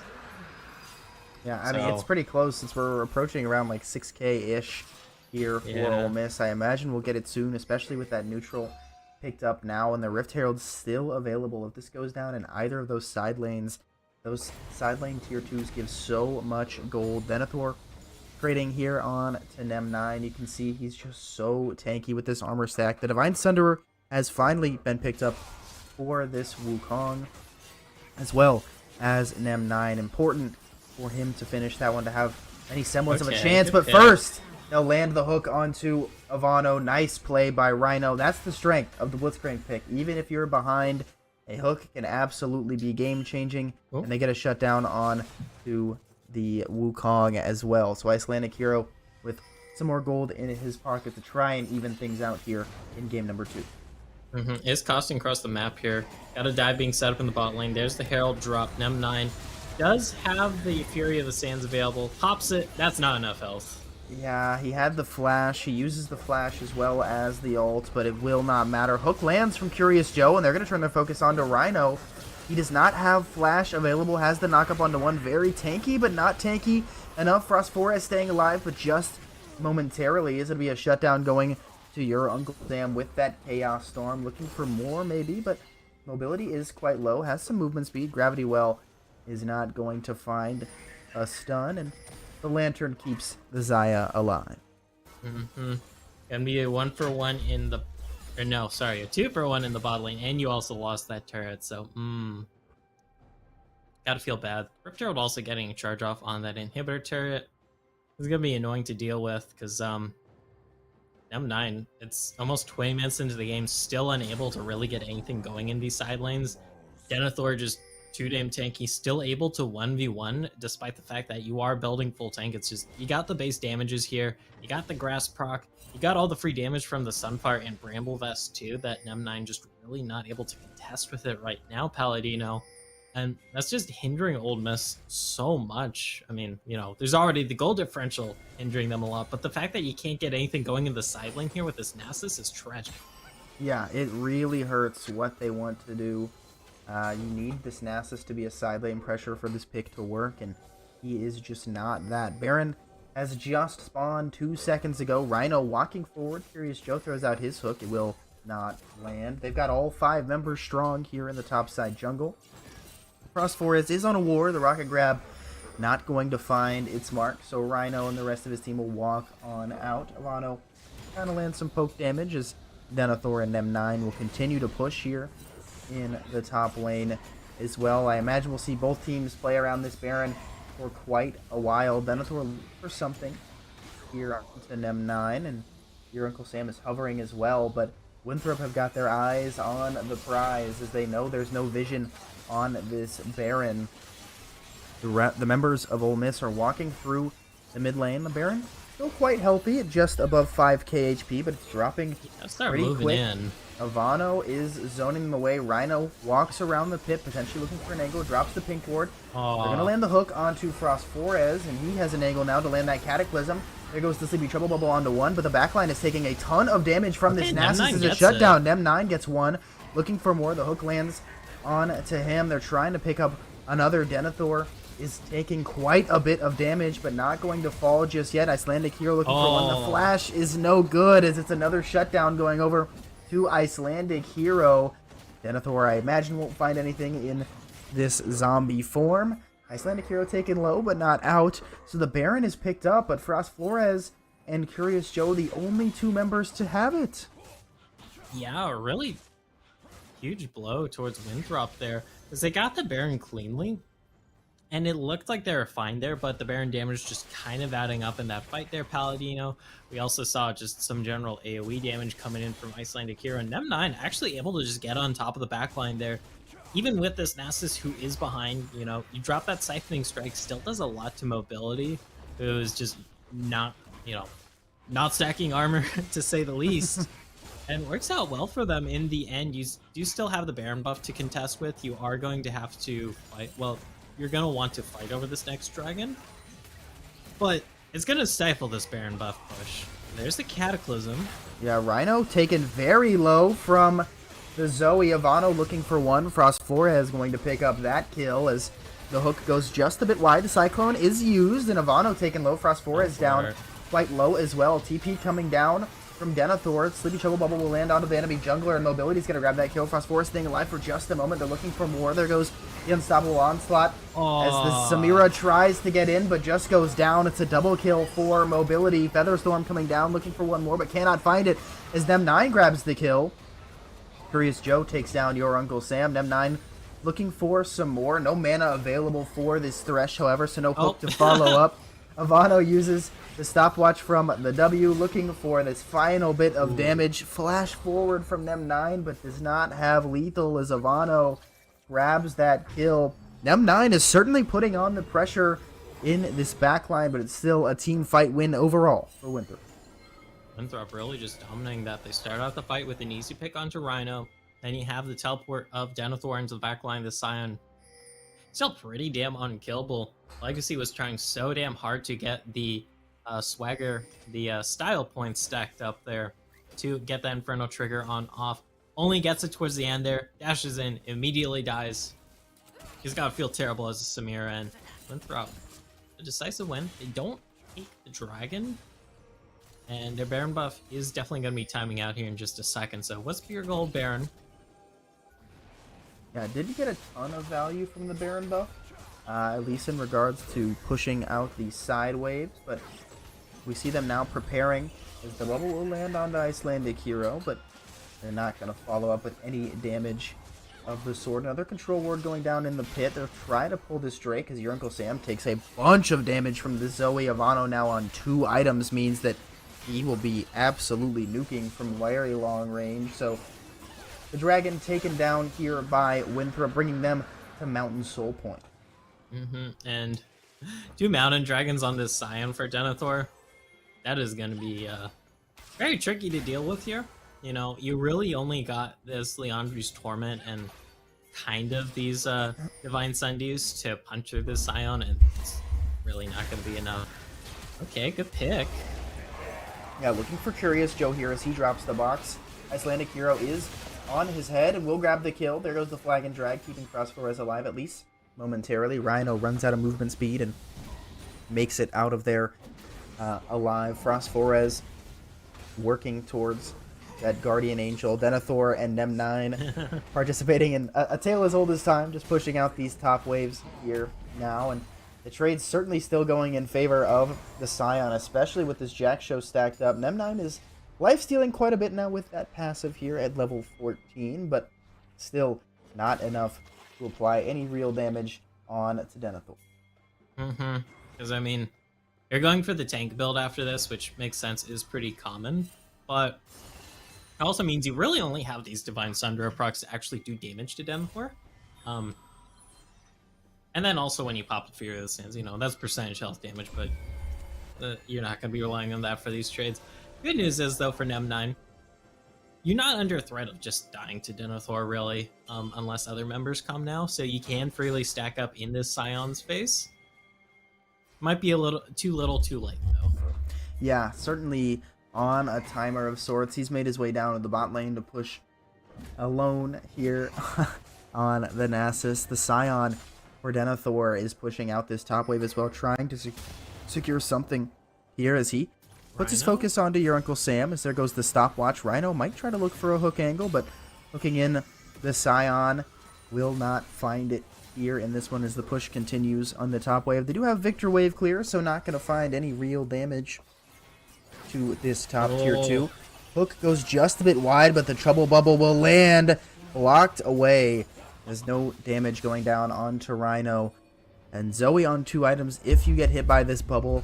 Following up with that Q, the Paddle Star does so much work. Baron spawning in 7 seconds as an objective bounty will be picked up. So this is the side pressure that we talked about coming down from the Nasus as he grabs some gold for his team. But now, once again, the Baron is the focus for Winthrop, and Olmus is starting to walk this way to see if they can find anything here, but it's just too little too late as Baron already goes over to the side of Winthrop. And the last time they took it, they lost some members for it. This time, not the case. Rhino looking for an angle onto Ivano. There goes the Lantern. Icelandic Hero looking for something. There goes the Cyclone, but the hook goes wide. The hook from Curious Joe will land, however. And Ivano stays alive. The box providing some help as well. But Winthrop is hanging out, trying to find any damage. They're not going to reset here with this Baron buff. They'll instead turn their focus to this top tier 2 and grab some gold. I mean, yeah, you got the minion wave pushing in. You got this Baron buff. Got them sequestered off. Here's the flank coming on in. There's Denethor going on top of Legacy. It's going to be distracting. What's happening here? Find it, however, Rhino will fall right away as mobility grabs that kill. Cataclysm used onto the Nasus, and the flash expended by Nem9. He uses both summoner spells and that ultimate to keep himself alive. Denethor continuing to push here in the mid lane while his team pushes out this top wave. He has this Demolish proc and, of course, the Empowered Cannon minion. This turret will fall. Frost Forest does not have access to the Cataclysm, and now Mobility is playing with fire here as he gets withered and forced to use the Feather Storm. Ivano trying to secure this inhibitor as your Uncle Sam nearly falls. It'll be an inhibitor falling for Winthrop as Denethor continuing to push. Will almost certainly take down this mid inhibitor turret and make it out alive with the Dark Passage as well. So the last Baron buff for Winthrop didn't result in much. This one, not the same story as they grab a ton of standing gold. And take down that top lane inhib, which is the hardest one to defend if you're contesting this dragon, which you're gonna have to here, Paladino. It's the whole point, you know?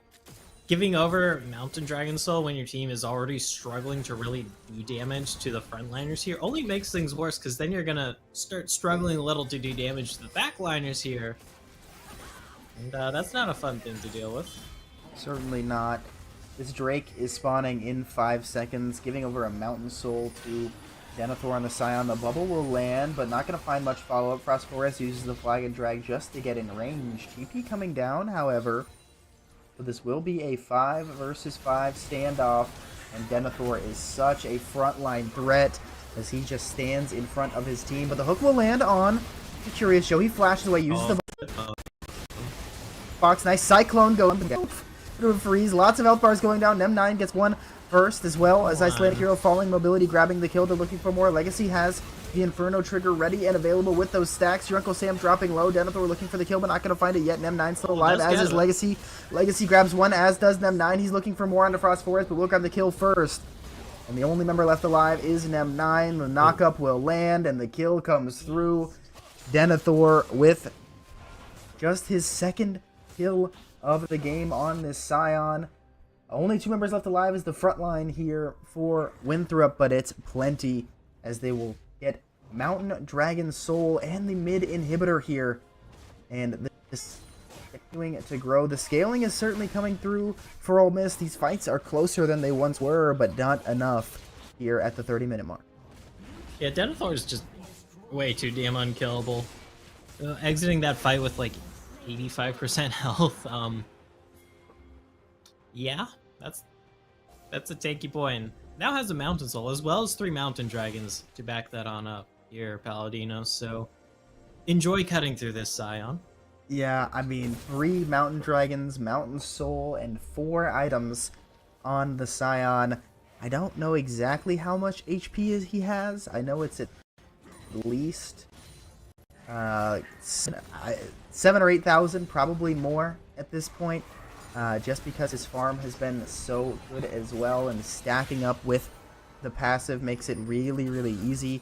You can see just the shielding alone not really allowing him to take damage. All of the inhibitor turrets have fallen. Only towers left standing are those Nexus turrets. The hook will land, the flay will not, as Nem9 taking a little bit of damage here. Another hook coming through. Frost Forest does not get hit by the rocket grab. A big cataclysm out of the backline. Frost Forest looking for more, but so is Icelandic Hero as he gets into the backline with the Cyclone, trying to find the damage, but it's already a double kill for mobility. Make it 3 for the AD carry. He's looking for more. Frost Forest going to grab that kill. Legacy, the last man standing. Inferno trigger is not enough. It's an ace for Winthrop.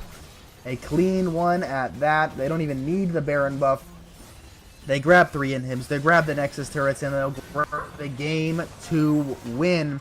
Took them a little bit longer this time around, but it felt just as dominant as they go up 2-0 over Ole Miss. And this is match point here. I mean, Denethor is just so damn unkillable in that entire game. It felt like really dominated the lane, and then just became such a thorn in the side when those big 5v5s did break out here, Paladino. I mean, we saw that last fight tanking the backline forever. It felt like, well, your own backline just able to melt their front line easy peasy. And only ends with 1 death.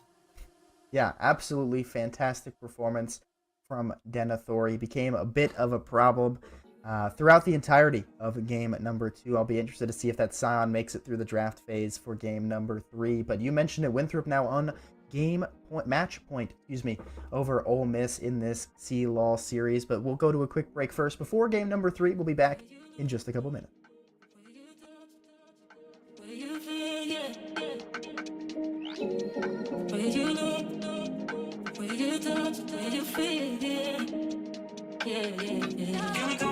Can we talk about me and you? Can we talk about the truth? I wanna know, I wanna know. Can we talk about me and you? Can we talk about me and you? Can we talk about the truth? I wanna know, I wanna know. Can we talk about me and you?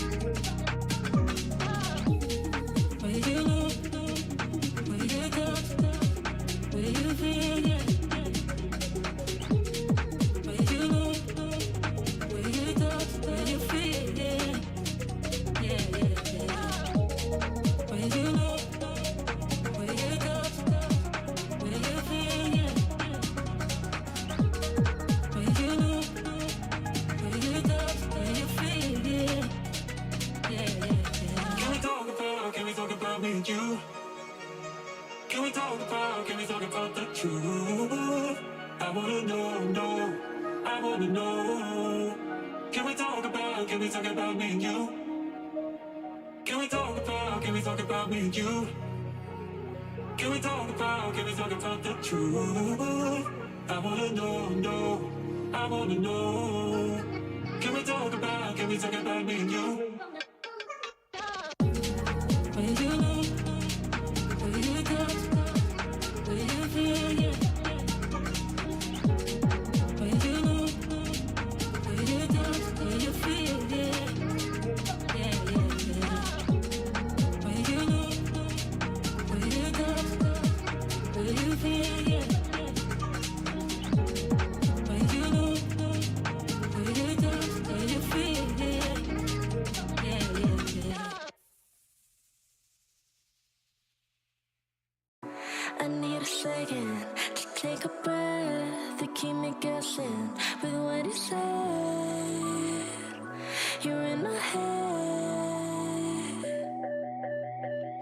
We're under pressure, we're sinking deep like stormy weather. Can't seem to breathe when you're with me. If you're gonna break me, I know I won't stay. I don't wanna wait here, you push me away. If you're gonna choose, you don't know what to do.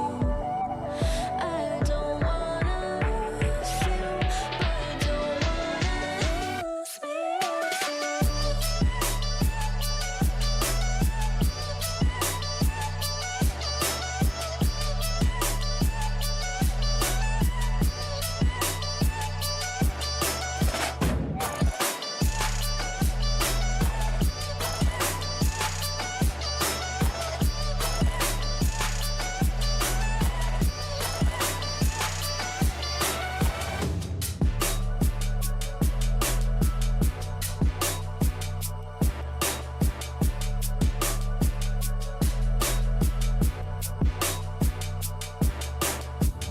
So complicated, don't mess it up. Feeling frustrated, it ain't enough to fix a love. If you're gonna break me, I know I won't stay. I don't wanna wait here, you push me away. If you're gonna choose, you don't know what to do. I don't wanna lose you, but don't wanna lose me too.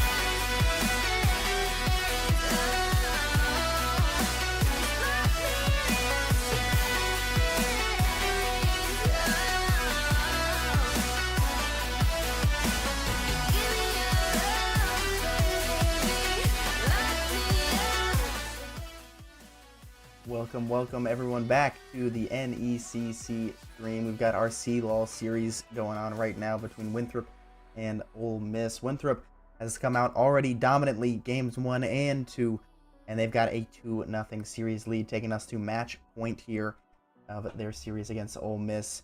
And go for, it's been a good series so far, but game number 2 certainly, even though it took a little bit longer, another dominant win for Winthrop. And Winthrop really just kind of snowballing it out of control towards the later stages of the game when they kind of all started becoming unkillable, and the lack of damage to really cut through tankiness on the side of Ole Miss really started biting them in the back there. They weren't able to get enough of a snowball in the bot lane to really patch that over. They weren't able to get like a huge dragon lead, so they have the soul themselves to get a bunch of extra stats to try and cheat through fights with. And it really just kind of cascaded over there in the end when we saw Denethor, exiting fights with 80% HP. Yeah, I think it clearly showed that they just couldn't play those front-to-back team fights with Denethor. He was just way too strong, had farmed up to 10 CS per minute. He was 4 items. He had 3 dragon souls, or had 3 mountain souls with a mountain dragon soul as well. So I'm interested to see how things change up. In game number 1, we had very traditional standard drafts from both sides. Game number 2, Ole Miss opting for some interesting picks. We saw the Nasus, we saw the Samira, neither of them really able to achieve what they wanted to do. So we'll see how things change up here for game number 3. Ole Miss will stay on blue side after that last loss on blue side for them. So far, just through 2 bans, they're the same. Jace and Varus taken off by opposite sides, as well as the Maokai also off the board. Yep, nothing too different in the bans here. I don't think Winthrop's going to change too much here unless they really want to throw a wrench in Ole Miss and just kind of catch them off guard, which certainly wouldn't be unheard of. Definitely not a bad move, but sticking with what's working. Also a pretty good move here. Curious what Ole Miss wants to prioritize this time. We saw the Wukong last time as the main choice. They want to prioritize that again. They definitely can.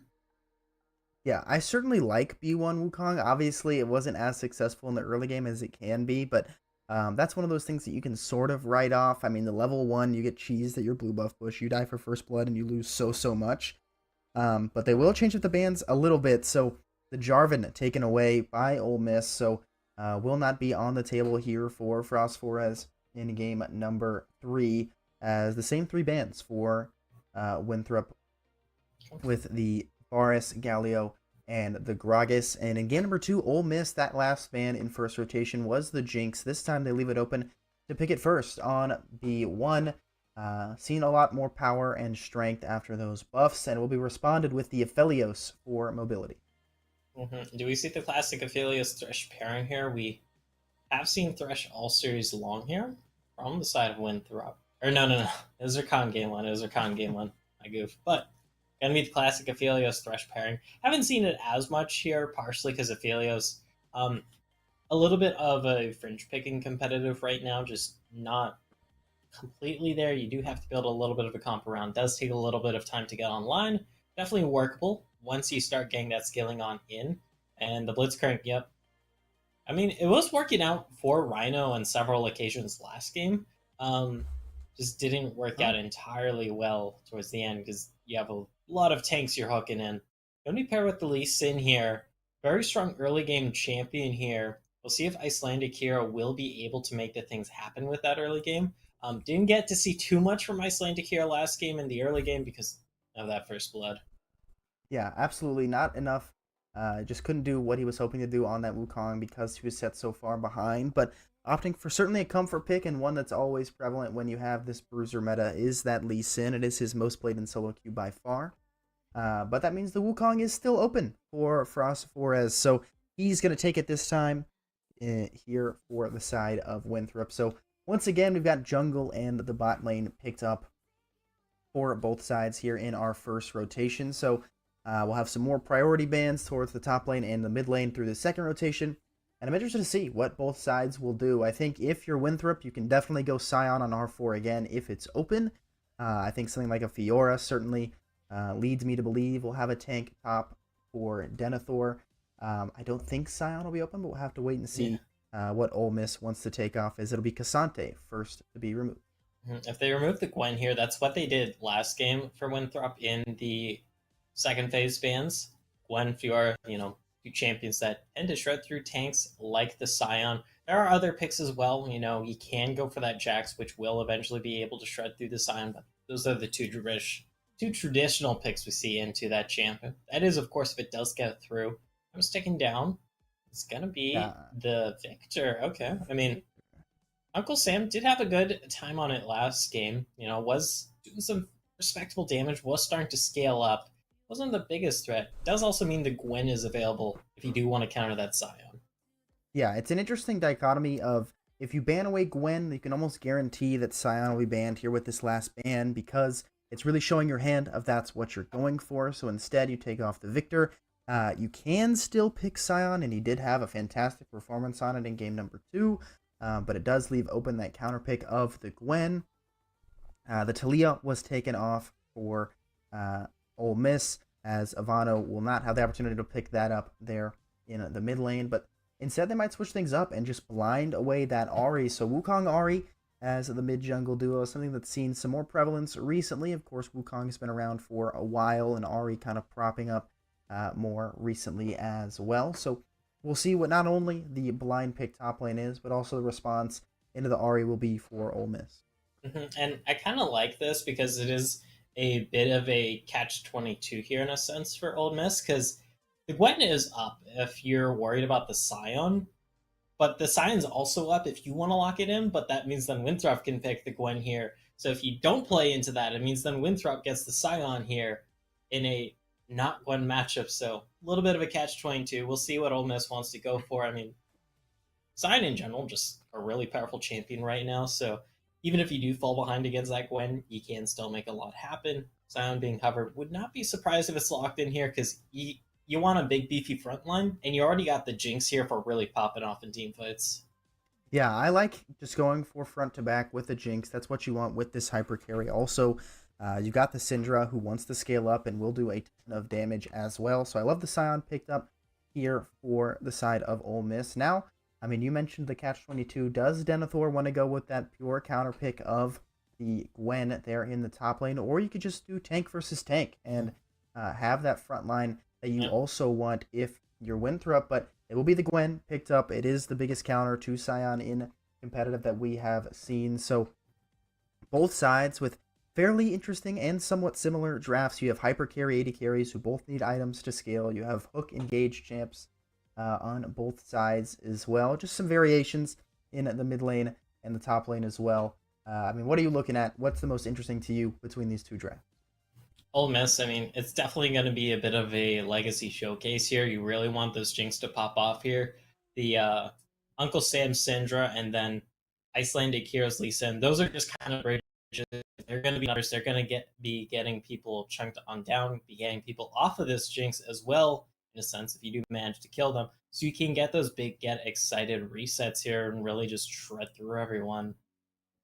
Yeah, absolutely. I definitely think both these sides can realistically play to get their 80 carry ahead. Both of these 80 carries certainly interact like hyper carries. Jinx more so, maybe a little bit than Aphelios. He provides some more utility with some specific weapons as well. But when you get 3-4 items, that Aphelios is going to be incredibly strong. You do have incredible side lane pressure with the Gwen, to match out on this Scion. It'll be double, at least for now, Ghost and TP in the top lane as well. I'm interested to see. There's a lot more playmaking, at least in my, or I don't know. I was gonna say there's a lot more playmaking on the side of Ole Miss with Sin and the Blitzcrank as well. But you have a bit with the Ahri for Ivano. Wukong can make a ton of plays, making things happen. Of course, Blitzcrank and Thresh both with the opportunities for that as well. But as the time down with our spectator delay, looking at these two drafts, of course, I can ask that you try and wipe away the memory of game 1 and game 2 where Winthrop had the big wins, but obviously that plays a factor as well. I mean, who are you favoring? Do you think Winthrop closes it out with a clean 3-0, or does Ole Miss bring us back and take us to game 4? Just from the previous two games, probably going to be 3-0 here for Winthrop. I am liking Ole Miss's composition here a bit more because it's pretty straightforward. You got the Lee Sin to set you up in the early game. You got the Blitzcrank here to also try and set you up in the early game. Go for those big fights, go big or go home. Whereas Winthrop, a bit split push here. You also got a lot of team fight slash pick. You know, will take a little bit more effort here from Winthrop in team fights since you don't have that super beef bull tank front line. But you're definitely not lacking in team fights either. Yeah, definitely not. I think both sides bring their own unique strengths. I do really like the Ole Miss draft, especially compared to game number 2. I didn't love the Nasus pick. I sort of understand what it was like in a vacuum, but obviously did not come to fruition. And then the Samira not able to really get off the ground either. This one, very clear, very straightforward. You have your Scion in the front line. You have your Blitzcrank there to try and make things happen as well. Lee Sin for playmaking in the early game, and even more so for Peel in the late game. And then if Legacy and your Uncle Sam can just sit back and do damage to whoever they can hit, it'll certainly go well. But we've seen Winthrop do a really, really good job of playing around these early game objectives, setting things up, getting themselves leads, and not faltering as well either. That's one of the things that's really important when you get to these moments where you have these two very, very high-level teams playing against one another. You're not going to have very many mistakes that your opponent is going to give you, and Winthrop has certainly proved that here through games 1 and 2. Are you expecting any specific action across these 3 lanes? What do you think we're going to see here in what could potentially be our final game of the season? Yeah. Definitely going to see at least something happen to level 1 because there's a Blitzcrank here. You got to go for that play. You got to go for that Shuv here, Paladino. But in terms of the lanes, I wouldn't be surprised if for first time this series we actually see a good amount of focus of ganks here from Winthrop in the top side. Denethor has been on, for the most part, pretty self-sufficient champions in that Scion, in that Mordekaiser, whereas Gwen, a little bit more vulnerable early on, does take a little bit more time to really get to that point where you're basically unkillable against tanks. You certainly can't go toe-to-toe with them. It's just a very fragile dance, so to speak. So curious if Frost Force does want to pay a little bit of extra attention.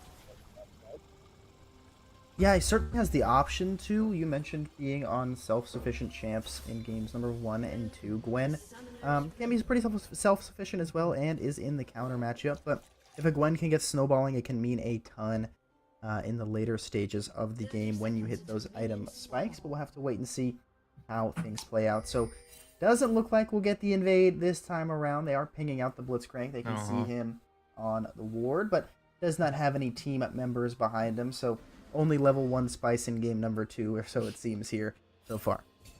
He's just standing there menacingly. Rhino could be kind of faking this out. You see the weight here on the brush, maybe. I don't know. A little bit of a fan out here, level 1. Rhino really wants to. It would be spotted out, but if Frost Forest does start bot side here, you just hook away the blue buff while they're doing it. It's a very cheeky move. Not as devastating as when you hook it over the wall like the red buff, but it's an option here if you do want to go for some that classic Blitzcrank shenanigans. Level 1 won't be the case. Both junglers starting each other's blue buffs. Icelandic Hero getting a leash here from them Knight, invading out on the blue, and I don't think either side knows that they're there. Frost Forest going to start leashless on Icelandic Hero's blue as well. So certainly an interesting start compared to the ones we've seen before, but an early hook going to land on a Curious Joe. He does start the Flay, which means he's got those enhanced auto attacks, and Legacy going to be forced to use the cleanse.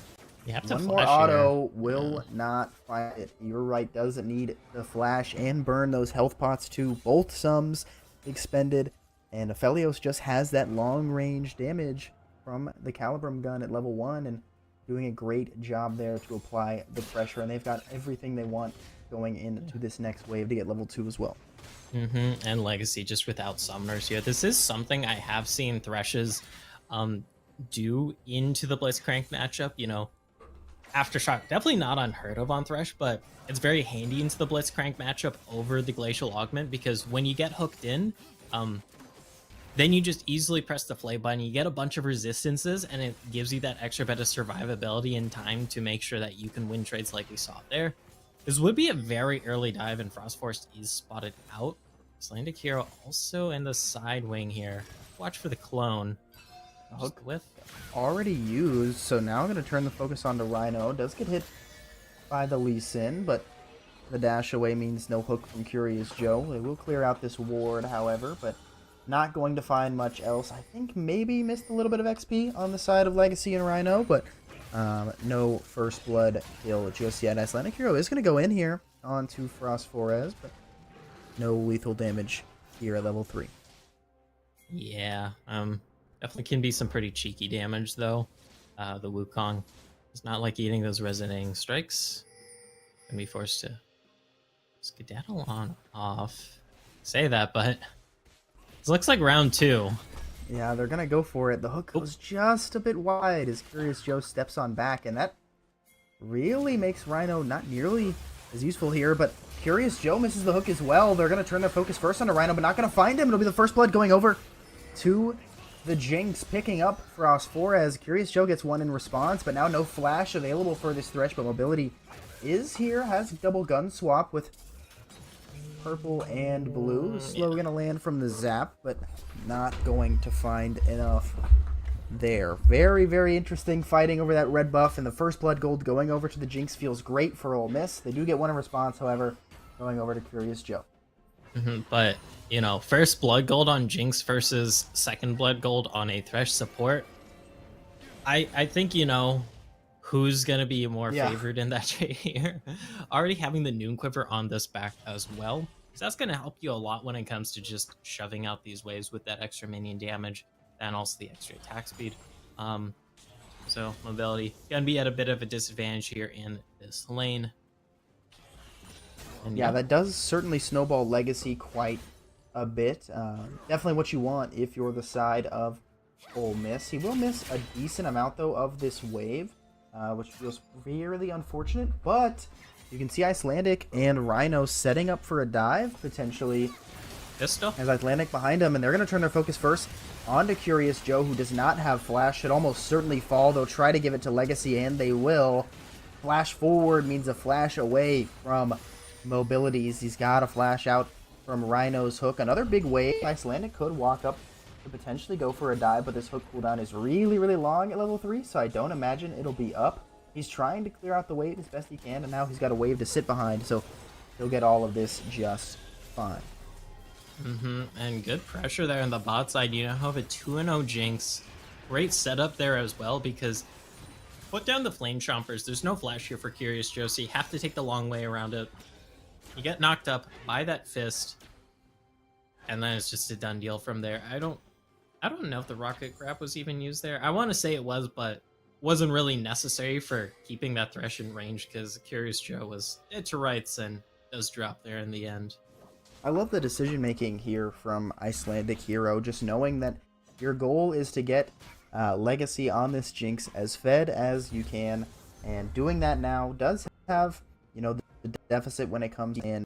I imagine XP as well is down at least about half a level here at this point, but getting the 2 kills certainly even things out quite a bit, making the life a little bit easier. The first Drake has spawned of the Infernal Dragon here is number 1, as Ole Miss will start to hit it now, and with Frost Forez on the top side of the Rift, I don't imagine we'll see any contest here. Curious Joe is hanging out, he spots him out, but don't think it'll result in much. Just a nice early pickup here for Ole Miss. They're going to be happy about that. You got the 2-1 lead. You got this early dragon. A little bit of extra scaling in the bank. No one's ever complained about getting an Infernal Dragon. You know, people like doing damage. Yeah, I would agree. You can't complain. You know, Infernal Drake never hurt anyone, at least for the team who's got it. Ocean Drake will be the next one to spawn. I'm quietly, secretly, well, not a secret anymore, hoping that we get a Hextech Soul. It's my favorite Summoner's Rift map. Once it was added a little over a year ago, it's always just provides so much, you know, interesting things, different things that are not achievable on any other type of Rift. So my fingers are personally crossed for a Hextech Soul, but we'll see if I'm lucky enough to get it here in this one. Mobility has hit level 6 on this Aphelios, and Legacy is still level 4. Curious Joe level 4 as well, but so strong on this Aphelios just from that CS lead alone, picking up so much solo XP. Feels really, really good. Obviously, you know, you are down 2 kills to nothing, but it's really not all that big of a lead just from the difference in farm. Yeah, like the farm differential really helping mobility here, bringing back the lead. The old mantra in League is 15 CS is usually roughly worth the kill. That was from seasons ago, and there have been gold adjustments since then, but with a roughly 20 CS lead, you know, oh, good hook. Okay, okay, that's Lands enough. onto Legacy, another one back onto mobility. He's got the Chakrams autos, but it's not enough as Legacy goes on a killing spree. Goes excited, looking for more onto Curious Joe.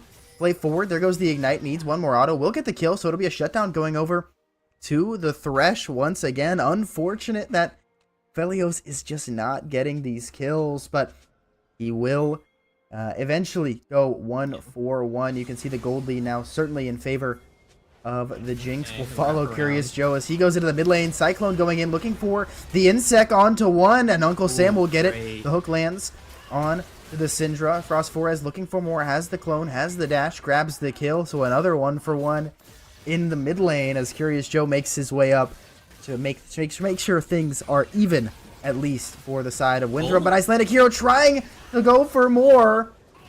The flay is not enough, and the hook goes wide. Icelandic Hero gets 2 on his Lee Sin. So playmaking on the bot side and now playmaking in the mid lane. This Lee Sin has catapulted himself into a big lead, and now mobility is in lots of trouble. They're playing for the TP. They'll get it out. This one is from Ivano to make sure that mobility can stay alive under this turret. So a big cooldown expended by the Winthrop mid laner to ensure that mobility can stay alive. And Icelandic Hero just having a really great time as this Lee Sin. Anticipating that first blood. Got an immediate successful gank in the bot side there. We saw that really good NECC. Oh. There's no 1,000 cuts. So no threat of the kill right there. It's a counter pick though, unsurprising. But back to Icelandic Hero. Oh, Hex Flash in. Curious Joe looking Could just be a for counter your hook. Uncle Sam, but the hook will not land. And now Rhino has got his own angle, but with Lee Sin already in striking distance, your Uncle Sam picks up the kill. You can see what Curious Joe is hoping for there in the mid lane, but just cannot find it. Great response from Ole Miss, especially from Icelandic Hero and Rhino. And now they'll play for the Rift Herald. This will be their first Rift Herald of the entire series if they get it. We spotted out on a ward, so maybe there's some contest here. Frost Forest though walking down towards bot. Does not have flash, does not have Cyclone here. Just going, yeah, let's just dive bot here, you know. You see the Blitzcrank up here on the top side. There's a Jinx without summoners in the bot side. No, let's just have a party in the bot lane. There's Yeah, Legacy just falling immediately. I mean, that's the advantage. You can take a look still. You can't see it because he's got a death timer over his head now, but mobility is still up 2 levels as the Unleashed Power means a solo kill for your Uncle Sam on to Ivano. But back to what we were looking at before, I mean, mobility is still up 2 levels and now 37 CS. Gonna grab 3 plates here as well, and he doesn't even have the guns for taking plates on this Aphelios. So despite things certainly seeming in favor of Legacy and the Ole Miss bot lane, certainly not in a bad spot for mobility. yeah, because with these 2 deaths, that is a lot of denied experience. Mobility just got so much solo XP in this bot lane, so kind of close to their own solo laners here in terms of pure XP. Dragon is spawning in a bit here, so Ole Miss, they are kind of setting up for it if they do want to go for it. You got everybody here on the bot side. Herald even dropped as well.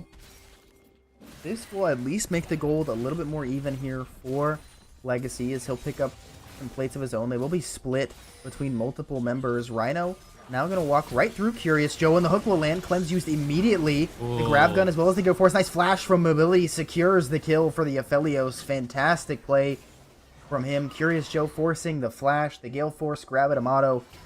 Even though that he's got that bonus tenacity, it's just not enough, and the Jinx will fall for the 3rd time. But a nice hook means that mobility will fall in response. Icelandic Hero picking up the shutdown. Great play from Rhino, knowing he doesn't have that flash. Nice work from Icelandic to bait out the flay and guaranteeing that they'll grab this Drake as well. You can see Cross Forez was starting to recall and gets hit by the ult, but not enough there. It did not take the blue. You can see it on the top right corner of your screen. He's got that one, thankfully. But it is the dragon stacking still here for Ole Miss as they grab their second of the game and prepare themselves for what they hope will be a Cloud Soul of their own in a little while. Got a little bit of an early stack going on here. And you're able to get that 1-for-1. You get the shutdown yourself, so that's favorable in the gold exchange. Legacy, though, you really want to just have this Jinx have a bit of safety net here. Like, let Legacy just farm up, get that mythic. You know, you already got 3 kills on this Jinx, so they are threatening. It's just, when you are stuck in that 1 versus 2 here, it's kind of hard to deal with all these dives that come through. Yeah, it most certainly is. We do have a quick pause here. I'm not sure how long this one will be, but we're at a much more even game state than we've seen from games 1 and 2 between these two squads. A lot of that lead, you know, we've seen lots of kills going over to the side of Ole Miss, but the farm leads and turret plates as well picked up for Winthrop are keeping us very, very even so far. Just waiting to see when we will get back in, but I'm looking forward to it. Ole Miss trying to keep us in the series and bring us to a game number 4, but we'll have to wait and see when we get out of this pause very, very shortly. Yeah, because this game still pretty damn close here.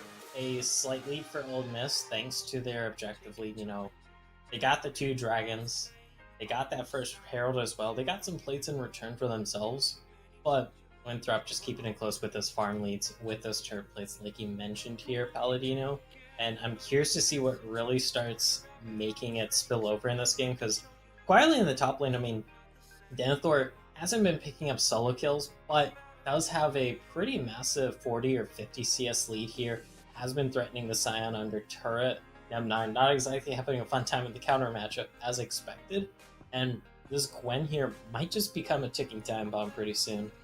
Yeah, certainly getting close. Gwen is one who, on release, was very, very strong and very, very prevalent in competitive play, and still has its specific spots where it can be picked, but has always been a character who really wants to get to 1 and 2 items, especially once you finish that Riftmaker, going into things like Nashor's Tooth. I know the new meta build is things like Cosmic Thrive as well, but once you hit those spikes, especially into as many melee characters as the side of Ole Miss has, it'll certainly be a good time for Denethor, but right now just maintaining his lead over the side of the Scion here in this one early, waiting to see how things will go here, waiting on the pause as well. I don't know exactly the cause of it here just yet, but we'll have to wait and see. I'm really interested in this AD carry matchup still, so we've got, you know, Legacy in on the Jinx, of course, and the Felios staying strong as well. Lots of gold picked up for them, still holding a 2-level lead and a massive CS lead as well.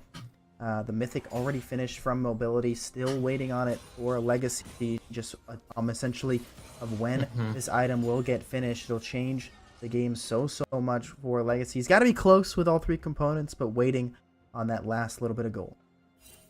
Yep, just waiting. Pretty damn close here.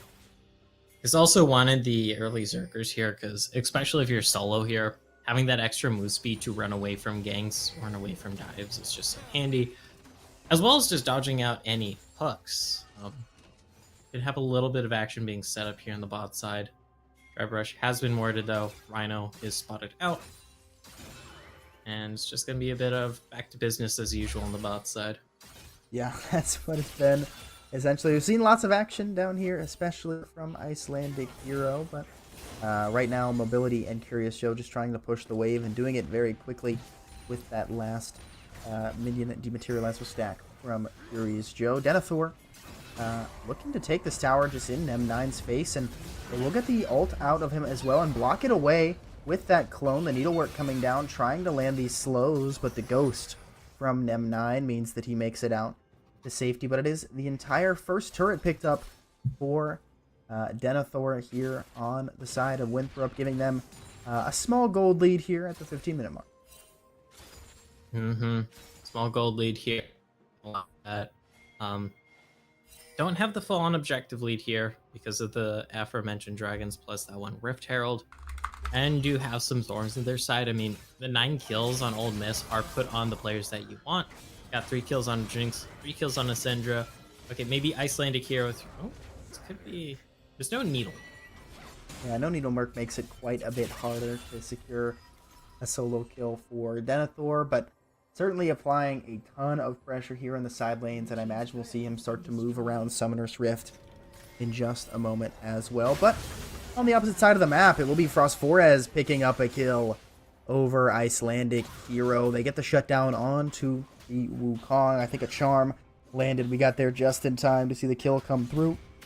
But what I was going to highlight was that the bot lane tier 1 was picked up on the side of Ole Miss. So that does complete that mythic item for Legacy, an important spike once you get that Kraken Slayer.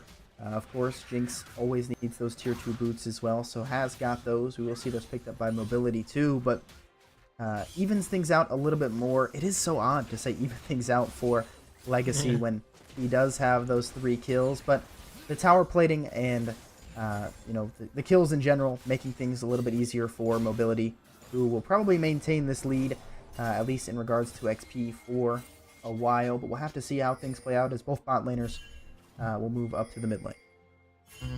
Oh, just a second, my dog's doing something. Oh, sit.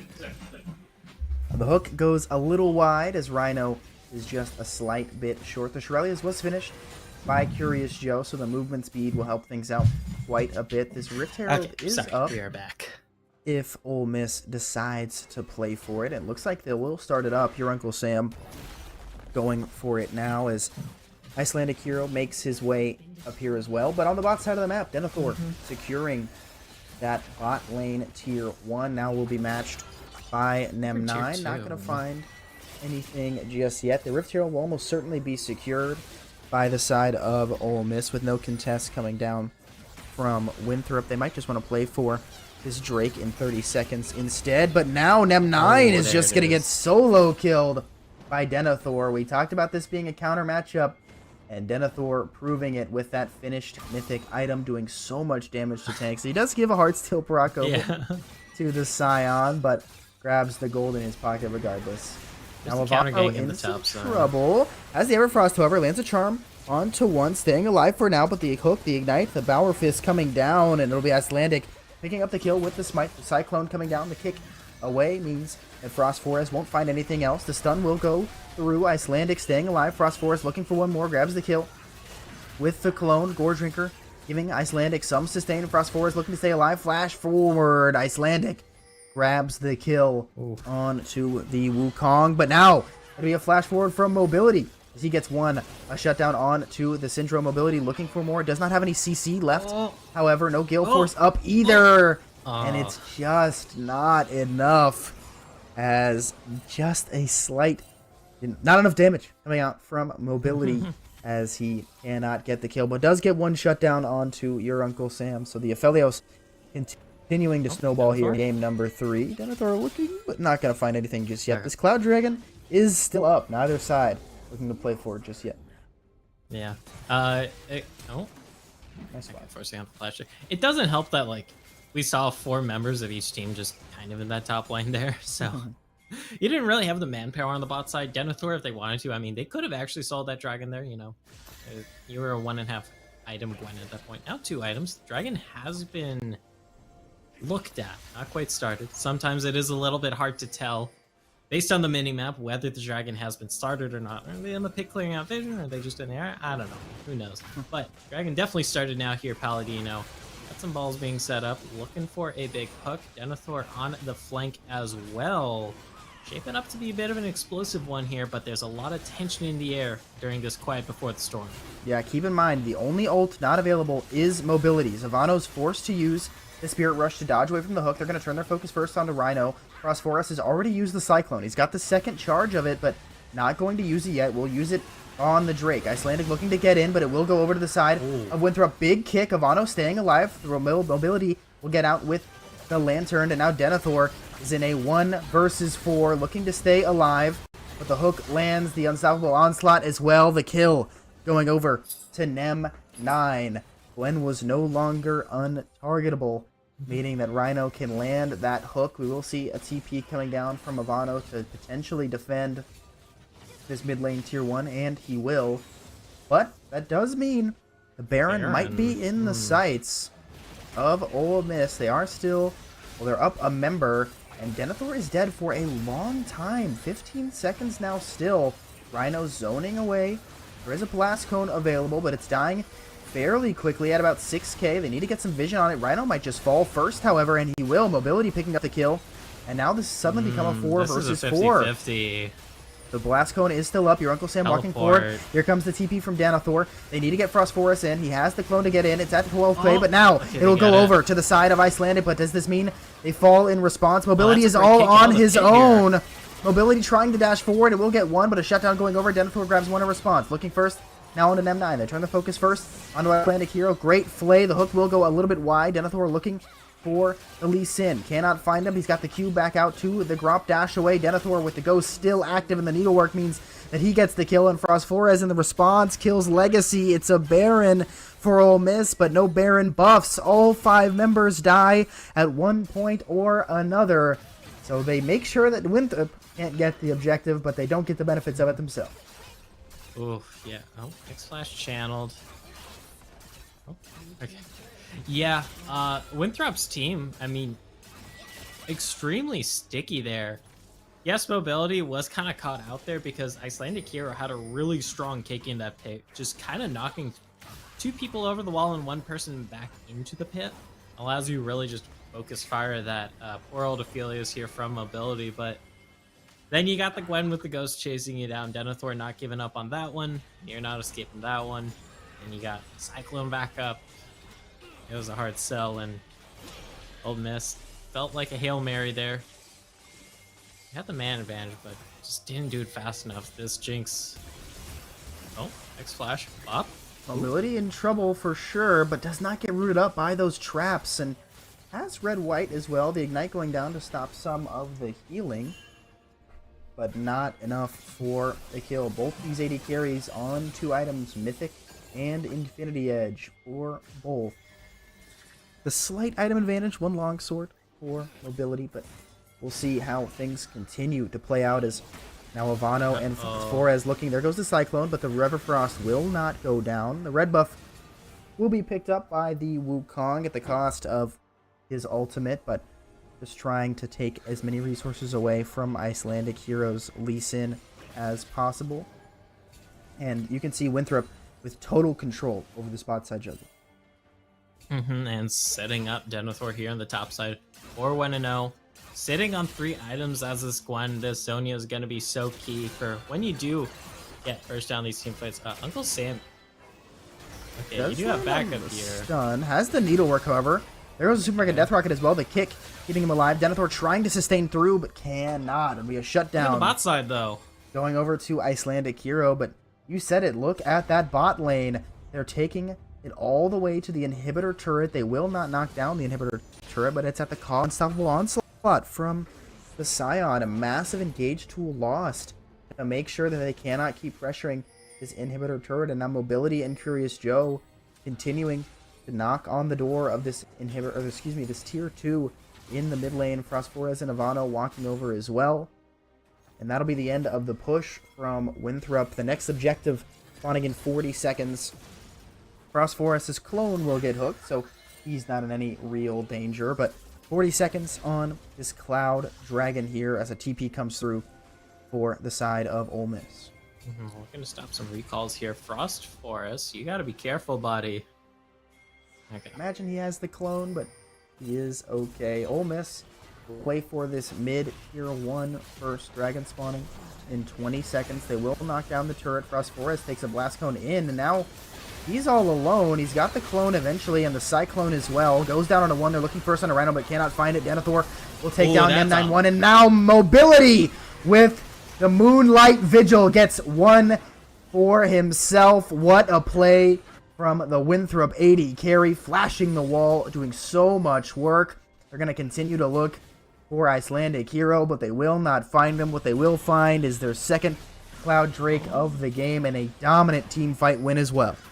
Yeah, and also Rhino on the back here, maybe. They suss this out. Ivano looking, but cannot find him. It'll just be a push from Denethor. Recall coming down from the Blitzcrank. But great team fight win there from Winthrop. You just get the huge clap back. Just pop everyone on up. You get yourself your second dragon and really just erase the hopes of a soul angle coming through from Old Miss. Yeah, Pretty damn big. it's really difficult now, and Cloud Soul is often hated on notoriously for a while now by members of the League of Legends community. Cloud Soul here. Cloud Soul is very strong, and especially if you, truthfully, with the way this game has trended in these last couple team fights, I don't know that we'll get to a Cloud Soul, but if we do, Cloud Soul with 4 Cloud Drakes is so much out of combat movement speed and movement speed from ultis that's incredibly valuable on so many characters. For Winthrop, it's so good on a Wukong, on a Gwen with Ghost, on Ivano's Ahri as well. Provides so much value. No. Shirelia's used. They're just going to look for your Uncle Sam. He's got the Seraphs. The hook off the TP means that M9 is now the next to target. And they're blocking all of his angles to potentially ult out, so he cannot. M9 will grab some Heartsteel stacks on the way out, but nothing else. A small wave here as the hook will land onto Ivano, and he cannot dash away. So now it's Froze Flores looking for some more. Icelandic forced to flash as he makes his way over the wall. Froze looking for more here, but does not have it with the Cyclone. Mobility has got great guns for taking this turret if he chooses to do so. Denethor is going to help him out as well as the inhibitor turret in the top lane will fall. Rhino might look for a hook angle here on the Blitzcrank. Neither of the Winthrop teammates take the lantern, so they'll just walk on out with the inhibitor turret as their prize. Yep. Another fun fact about the Cloud Rift, Blitzcrank players kind of hate it because they can't chase you through the jungle to get those hooks as easily. Speaking of hooks, that lands. Rhino now in some trouble. They'll try to get him down first. Another hook going down means Denethor goes on a killing spree on this Gwen. Icelandic Hero was the next target for them, but now their target is the big purple worm, Baron Nashor, in the eyes of Winthrop in a 5 versus 4 situation. Nem9 is here. Teleport going to be used by Denethor. Another hook lands onto Icelandic. He's forced to dash away, but he's already gone. Mobility looking to get some more. Goes on a killing spree, and Denethor in the back line looking for more. I guess he flash charm means he's forced to use the cleanse, as now Nem9 may have just unstoppable onslaughted himself to his own demise. Not falling just yet, but will certainly fall now. Denethor goes unstoppable on the Gwen. They won't find Legacy, but Winthrop will find Baron Nashor. And 2 members dead for for Ole Miss for a while means that they can push here as far as they so choose. Rhino Hex flashing in. A massive wave here means they could potentially play for the end. Icelandic spawns in 6 seconds, but Denethor is going to nuke these towers, and he is already, as well as Rhino's health bar. They've got 1 Nexus turret already. Need the second to look at the Nexus. Icelandic has respawned, however. They're staying for quite a while. Rhino is very low, but has the fountain to walk to. Your Uncle Sam has walked up here as well to defend Nexus, but he cannot defend this inhibitor. They're looking for an angle, but won't find it yet. Mobility has some great guns for this team fight, as well as the Moonlight Vigil available. Frost Flores is quite low. Denethor will get tagged by Icelandic Hero's Q, but not going to find it yet. The stun will land onto Just Curious Joe on this Thresh. He does not have Redemption available. It'll be up in just a few seconds. But the hook lands on to Mobility, and that's a quick hook, leading to a fast pick as well. And now this could be the team fight that Ole Miss needs. Frost Flores still alive with that one, but Denethor is doing so much work on the back line. The needlework doing so much damage. Triple kill for the Gwen. Looking for more and has the Zonias as Bono's very low and will go down. Legacy grabbing the kill with the zap, trying to chase, but is no longer excited, so will not find any more. At the end of the day, it's 2 inhibs and a Nexus turret falling for Ole Miss, but a beautiful hook from Rhino means that the team fight goes as best as they can. Denethor still shredding through the back line. I mean, that's the power of Blitzcrank, baby. You just land that one YOLO swag hook there and you pop Mobility. It's a 5 versus 4. Problem is, Denethor is just such a menace here. You don't have armor pen. You don't have good ways of just kind of knocking them out of this team fight unless you commit the Dragon's Rage. And 12-3-2, literally full build right now.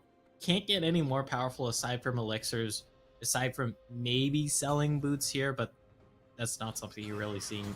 Kind of really want these boots. Yeah, these Lucidity boots are going to provide a ton of value. Yeah, you said it. Full build for Denethor. Does not have TP, as this Cloud Soul has, or Cloud Drake, excuse me, has spawned. It would bring either side to Soul Point. An objective bounty will be picked up in the top lane as your Uncle Sam secures that gold. Denethor not walking towards this Drake, as it'll just be secured by his jungler, Frostforez, knocking away at this Cloud Drake. You can see Winthrop just wanting to continue pressuring all 3 lanes. They've got supers in top and mid, and Ivano going to continue pushing the bot lane alone as well. They bring themselves to Cloud Soul Point, so much out of combat movement speed now with those 3 Drakes. We'll see if we on Summoner's Rift long enough to play for the soul in less than 5 minutes. Rhino's hook goes wide. Mobility continuing to push with his top lane, or his mid laner, excuse me, Ivano. No Baron buff means that it's a lot harder to siege, especially against a Jinx on 4 items. Certainly, that is one of the things we need to talk about, especially Legacy has come out with quite a few kills in some of these team fights, and now 4 items on this Jinx. If he's allowed to play in these elongated team fights, it could be pretty good for Ole Miss.